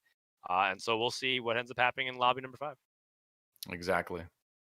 So, just a minute or two until we get that lobby going. Not going to take a break or anything like that. Going to jump right into it as fast as we can, and we will see. One more chance to get points for your country. And at this point, like we mentioned, it is a race between the bottom three, basically, out of these four nations. But we've seen a lot of good games today, and seen some up and down performances. Seen a little bit more variation, and I think more than anything, it feels like there's just a lot more to be explored with this particular meta. Yeah, I think that there's definitely more innovation even within the builds that we know. And then the question becomes, what was Gunmay trying, for example? Was he like trying something that worked out well in practice, but maybe just low rolled and then things didn't pan out? Was he trying to experiment? Was he specifically doing a team based strategy? Like, I'm gonna play this. I'm gonna intentionally make it hard for other teams to like specifically do things by like losing a lot. Mm. I don't know. I'm pretty curious about that. I would love to hear their perspective. But we go to the final game of the week, and it's going to be on a binary star galaxy. Cool. All right. So this is the first one of these that we have had in tournament play that I'm aware of. Certainly games I've casted. This will be the Galaxy where you're only allowed to put 2 items on each character. So you talk about a way to maybe make cybernetics to come back now that you're more incentivized than anything to spread the items around. That seems like a comp that's kind of born to play in this Galaxy. But what do you think it changes the most as far as what compositions are good and what are bad? I think that you're not gonna like this answer. I think Dark Stars gets better because now you're forced to spread your items in a way, and like they totally don't need 3 items on their carry. So now you can play like a Shaco and Jin and Xerath, like hybrid carry in some ways. Because I think what happens is that carries that kind of want that third item, like Syndra, get weaker because now they have to have blue buff and death cap with no defensive item, or they have blue buff defensive item, but they don't really kill on their first shot nearly as much. So yeah, I think Dark Stars gets better. I think we were talking about cybernetics. That seems like okay. I don't think it's like the best. And I think that like other builds lose a lot too, like or you get to like innovate. I think like mech, for example, is something that's pretty interesting because you think like, oh, the 2 item limitation. Does that mean that you can't play it at all? And that's something that I feel like we have to explore a little bit more on binary star at the moment. Yeah, the mech will just simply take 2 items overall from all the mech pilots, down from three, of course. Acts as you would Right. expect it to anyway in that situation. Yeah. So that's part of the thing about Dark Stars that like anybody could really become the carry, so to speak. We've seen like situations where because of the 6 Dark Star buff, like even like Karma gets like crazy strong auto attacks, and her Yeah, plus like one other unit just like ends up like doing a lot of damage. Um, and so yeah, like maybe there's gonna be some other variations that we see, but for now I'm just gonna put my eggs in that basket. I think that's not a very risky basket to put your eggs into right now. I like the Yeah. start from you need giving your double infiltrators a little bit more attack speed. We talked earlier in the day, Risa and I in game number one about Nocturne being uh, probably one of the strongest early game units right now because at 2 stars rather, because that suppress can just shut down a carry on the other side, like we're going to see him do to this Mordekaiser. Not even going to be able to cast his ability, so it doesn't last long. But in the early rounds, Nocturne's pretty decent. Oh yeah, totally. Especially if you can get onto those backline carries. Uh oh, Doesn't seem like it's gonna work out I here. jinxed it, But but it was close, right? It could have gone either way. I think this was largely due to good positioning from Toon. I don't think there's anything wrong that Uni did. It just when your opponent positions against infiltrators, Nocturne's less effective. Yeah, I mean, we mentioned Nocturne going onto that Mordekaiser first, not the ideal target. Ooh, Much okay. rather be on the Ash. Is it Yes. ever a situation where you have Master Yi and Yasuo, and you have Zed in already on the board? I'm I hearing what think you're that thinking. there's an opportunity in not maybe necessarily on Binary Star. It seems a lot worse on Binary Star because you can't 3-item mastery. But I Mhm. think that Bang Bros is a composition that might be underplayed in terms of. I don't think it's something that you can force every time, but sometimes you get a start for it, and you should be leaning towards it a little bit more often than people are doing right now. Maybe. I mean, it's been starting to pop up on ladder a little bit more over the last day or two, and I don't think it's terrible. I was watching a Grand Vice's stream yesterday, actually, and he had one game that was a Rebels game that didn't pan out the way that he was hoping, and he ended up kind of playing a variation of it, and it did a lot better than I thought it was going to. So I am curious. I don't know if we're going to get to see any of it today. It doesn't look like Unity is going to go for it, but it is worth exploring. And you know, if you want something relatively uncontested right now, that's probably going to be one of the better ones. Right. I mean, no one's really going for Master Yi and Yasuo right now. Yeah, It's very rare to go Rebels, let alone go for a Rebel reroll composition. That being said, I think that the only galaxies you can really truly consider going that for on are Treasure Trove and reroll. I feel like Binary Star probably isn't the galaxy for it. It's yeah. just I funny think because you Yi had is a one of death cap those. and you had a bow, and I'm like, that looks like a good Master Yi start. I think you're right though that you really kind of need all three items for Master Yi to really be at his Yeah. Master Yiest, Yeah, in as order they to say. yeet your opponent. That's right, Master Yeet. But we're going to the second carousel now, and there is a Master Yi with a bow, so let's just do it. It's time. It's a It's time. sign. That's right. It's destiny. You can't ignore this. You need. Yeah, that's right. Well, he already sold all the stuff they would have used for it, but now he's thinking. He's nodding. You can see. He's like, Oh, yeah, should have gone. Should have gone for the Yi. I understand now. I, I'm I am really intrigued by it because on Binary Star, what are the two items you would want? You would probably want RFC and Rageblade. I guess he has the Death Cap, so RFC and Death Cap. Then you just itemize Yasuo. I don't know. So here's the Yeah. problem with on the Binary Star is because you need to get them to 3-star, and getting a unit to 3-star means that the payoff is itemizing that carry, and having a power inflection. If you Right. can't get 3 items onto a 3-star unit, then it feels like you're capped out in power a lot worse than you are in other galaxies. So he I ends mean, up going for I Shaco, guess which makes it does make more sense to put on Shaco. I guess both RFC and Bramble Vests on Master Yi and the traditional, rapid fire cannon, Ginsu's Rage Blade, Bramble Vest Master Yi, like the RFC and the Bramble Vest serve a semi similar purpose in that they keep Yi safe. So maybe without one of those, you'd be okay. But I really think he needs all three to really excel. So yeah, Binary Star especially, I don't think it would work very well. But I do want to see people try it on other galaxies. I might try it on other galaxies later today. do it. You won't. I probably won't, but I might. You never know if I get the right items. For sure. It's not my most played comp, but Do I've screenshot played and enough send to games me. of it. I'll be very proud of you. I will. Will you share it on Twitter and say DoA was right? That's right. All right.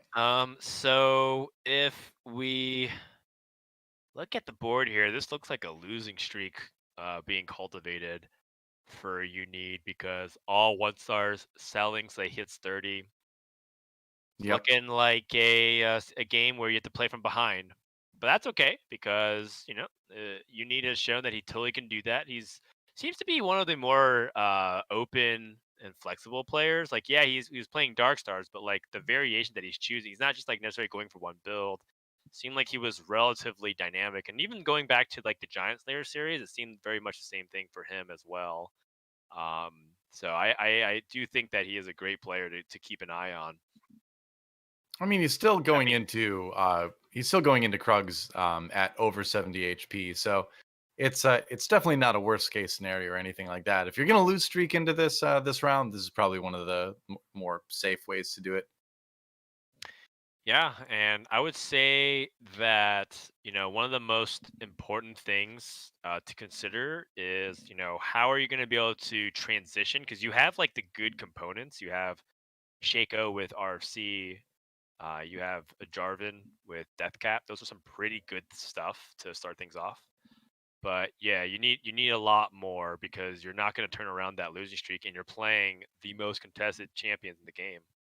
I mean, the question does kind of emerge too, where like, yeah, you've got Jarvan with a good item, and you've got Shaco with a good item, but you haven't really hit a whole lot else to let you utilize that. Whereas if you do a little bit of scouting around the lobby, like I'm sure Unit is doing, he's probably going to find some people that have hit his build a little bit better than he has. Oh my gosh, he got a Bramble Vest too. This was definitely a Slash Bros game. Well, it's like funny because you kept getting Indisputable. repeat items: two bows, two rods, two vests. Yeah, I mean, it's kind of based funny. off this, he's gonna get a cloak next. Yep, he should get the Dragon's Claw. He'd have a really tanky Jarvan if he could be on a different galaxy other than Binary Star. Yeah, double belt for Warbogs. Wow, early Shroud for Captain Rodrigues. Not something you'd really be expecting. So doesn't look like I the love it. lose streak is gonna end right now. I don't think people do this enough. There's another. You mentioned Hmm. Grand Vice. He's a player that actually slams Shroud very often, and I think that that's a very good way to play if you want to go for like best board. You can tell Rodriguez is going for that too because he made Thief's gloves. When I guess he didn't really have too many other good items. Like maybe had an opportunity to utilize the vest into other areas and try to hold out for like GA. But I like that approach a lot, and I think that it ends up being just making you like a more dynamic player because you have to think about positioning a lot when you have to go shroud, and you're thinking about your front line because that's the whole point of it. You're really combining it. Nice double Jarvan shop there. Yep. So I'm a big fan of jamming the shroud early. Yeah, I agree. It's also a little bit of a band-aid to a certain extent of a weaker board on your side, because if you can just simply slow down their abilities, it gives your weaker board a chance to do more damage before it gets owned. So it can just be sort of a stopgap in the early game if you're not quite hitting the way you want to as well. This looks like a much stronger board now for AKAWonder. And if you can find a Shaco too, it's going to start to get genuinely scary. Yeah, you're talking about you need right. Oh, So you need, yeah. What did I say? yeah, you said you said this looks like a much stronger board for AK Oh, Wonder. I was looking at the name. That's Um, why. Yeah, no definitely worries. you need though. Yeah, so AK Wonder he has a Poppy with a Dragon's Claw. It's pretty interesting. I haven't really seen that since the Candyland days, and I don't really think that's something he's going for. But Probably not. uh, yeah, it seems like he's just kind of playing the best board he possibly can get to, but before he finds a carry. The problem with what AK Wonder's board is that he actually doesn't have any damage dealers. Like at least people that inherently deal damage. All of them, of course, have auto attack damage. And it's kind of like a Vanguard Mystic approach, but even Vanguard Mystic, like the tankiest of tanky cops, still has one single damage dealer in it through Cassiopeia and Hmm. kind of Jace.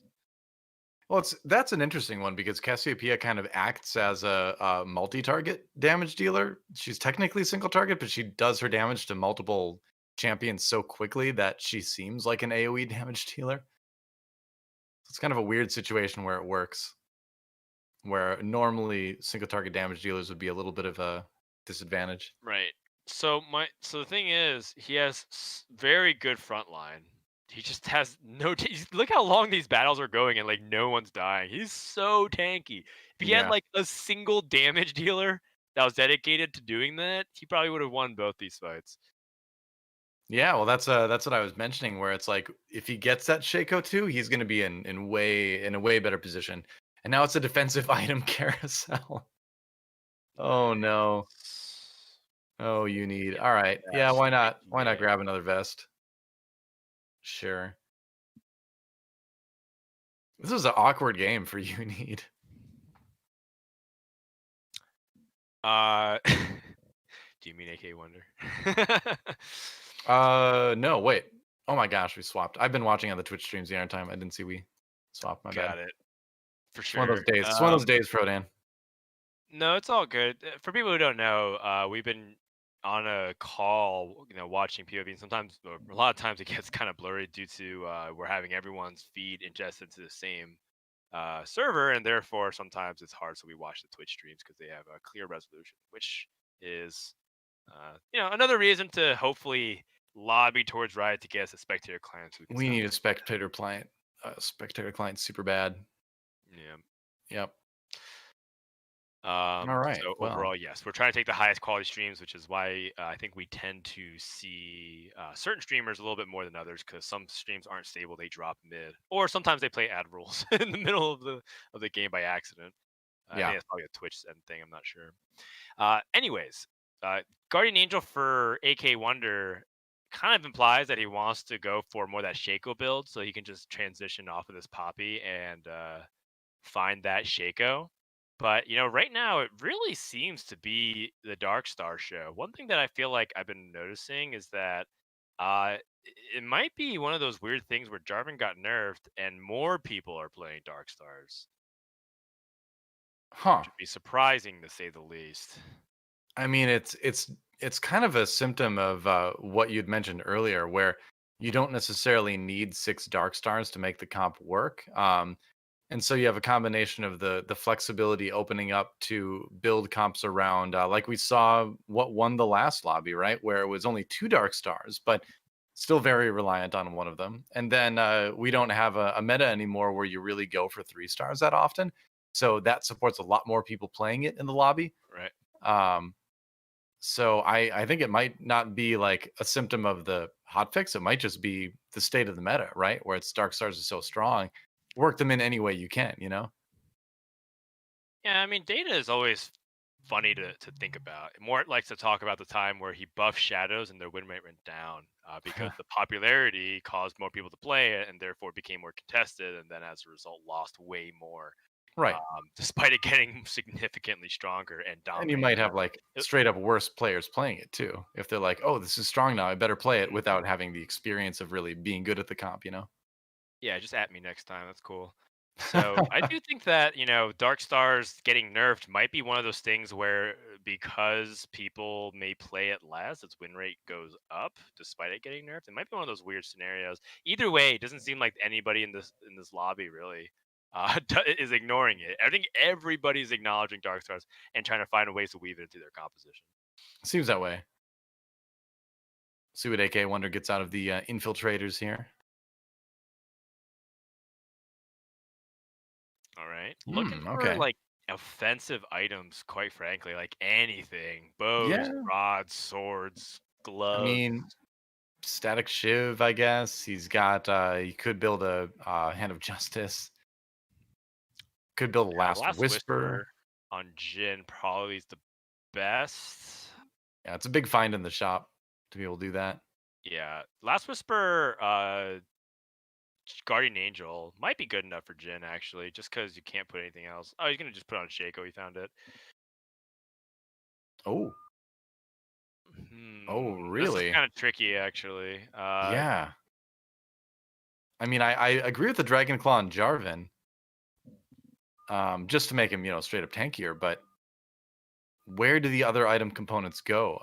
Where you do have that Guardian Angel on Shaco, it's tempting to just keep itemizing Shaco because he's going to be around in the fight for a while. But Jhin benefits so much from that last whisper. It's a tough choice.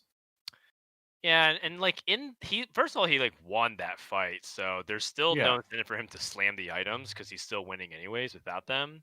But it does feel like when you go into a lobby where the end game is going to be like 2 Darkstar compositions plus one other composition that's uncontested, it feels like you do need to grade your items. I used to be kind of like slamming items all the time, like, oh, Trap Claw, just slam that, or Last Whisper, whatever, Redemption, jam that.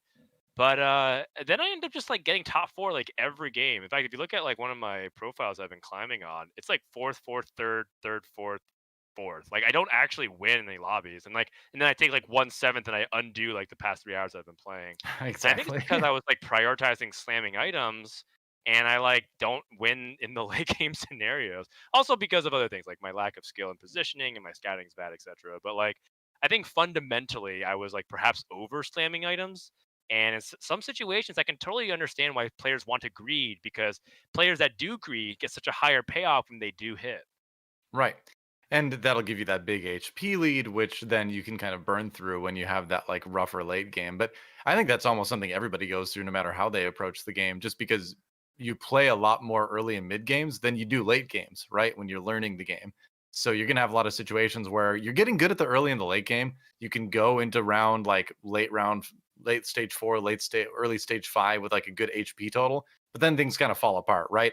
And that results in a lot of like third, fourths, fifths. So but slamming items early will definitely get you there because you just get that big power boost, as long as they're on the right people.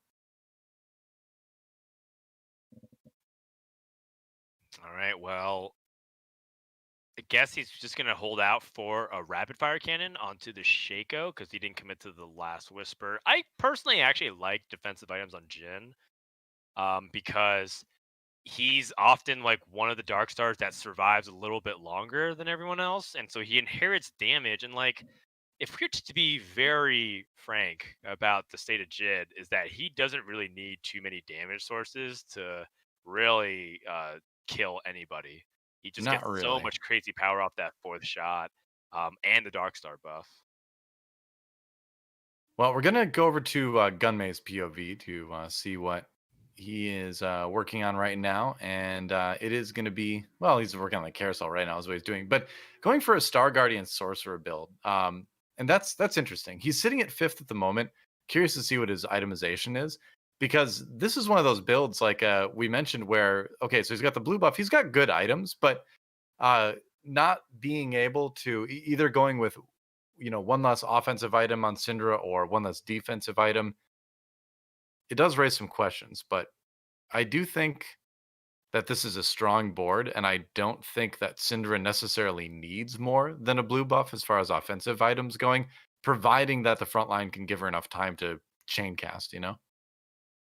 Yep, that's right. And this is exactly kind of the problem that we were talking about. Spreading out the items makes it so that way your strategy is less focused. Also, I like we were talking about before. I always feel like Victor is just unreliable, Oh yeah, for especially sure. with an infiltrator meta. Like part of what makes it difficult is that he will target the closest to the farthest, and infiltrators really mess up that ideal positioning for it. Not to mention, he just kind of got rolled over by these Astro snipers from Rodrigues. Teemo online, the Gnar able to sweep up all the Star Guardians, and that Shroud doing big work. Well, the way that you kind of have to position Syndra builds right now means that everything's going to be kind of clumped up, and so it's like Teemo's paradise, right, where he's going to be throwing shrooms into a big ball of champions, as you can see right there. True. Yeah, there's interestingly enough, I think one of the things that makes Astro Snipers a better build right now is the fact that a lot of builds are relying on clumping around a carry to protect them, and Teemo loves that. It's good against infiltrators, but Teemo will just throw exploding mushrooms into your entire team, basically. So I think it's a particularly rough matchup for Gunmay because of the positioning that this build kind of incentivizes you to do. Yeah, I personally like Teemo because I just really like protecting him, and the Shakos that jump to the back get really destroyed by the Oh, mushroom. he's great against Um, infiltrators for sure. Yeah. yeah, I think that's like my number one reason why I like Teemo. But definitely like against our Guardian clumps, he's very effective as well. I just like watching him blow people up with mushrooms, which is fun. Yeah, That's all there is to sure. it. It's just a joy. It brings happiness to my life. Gunmay though could use a little bit more Definitely. happiness as he's Live your best taking 2 life, losses Joe. in a row.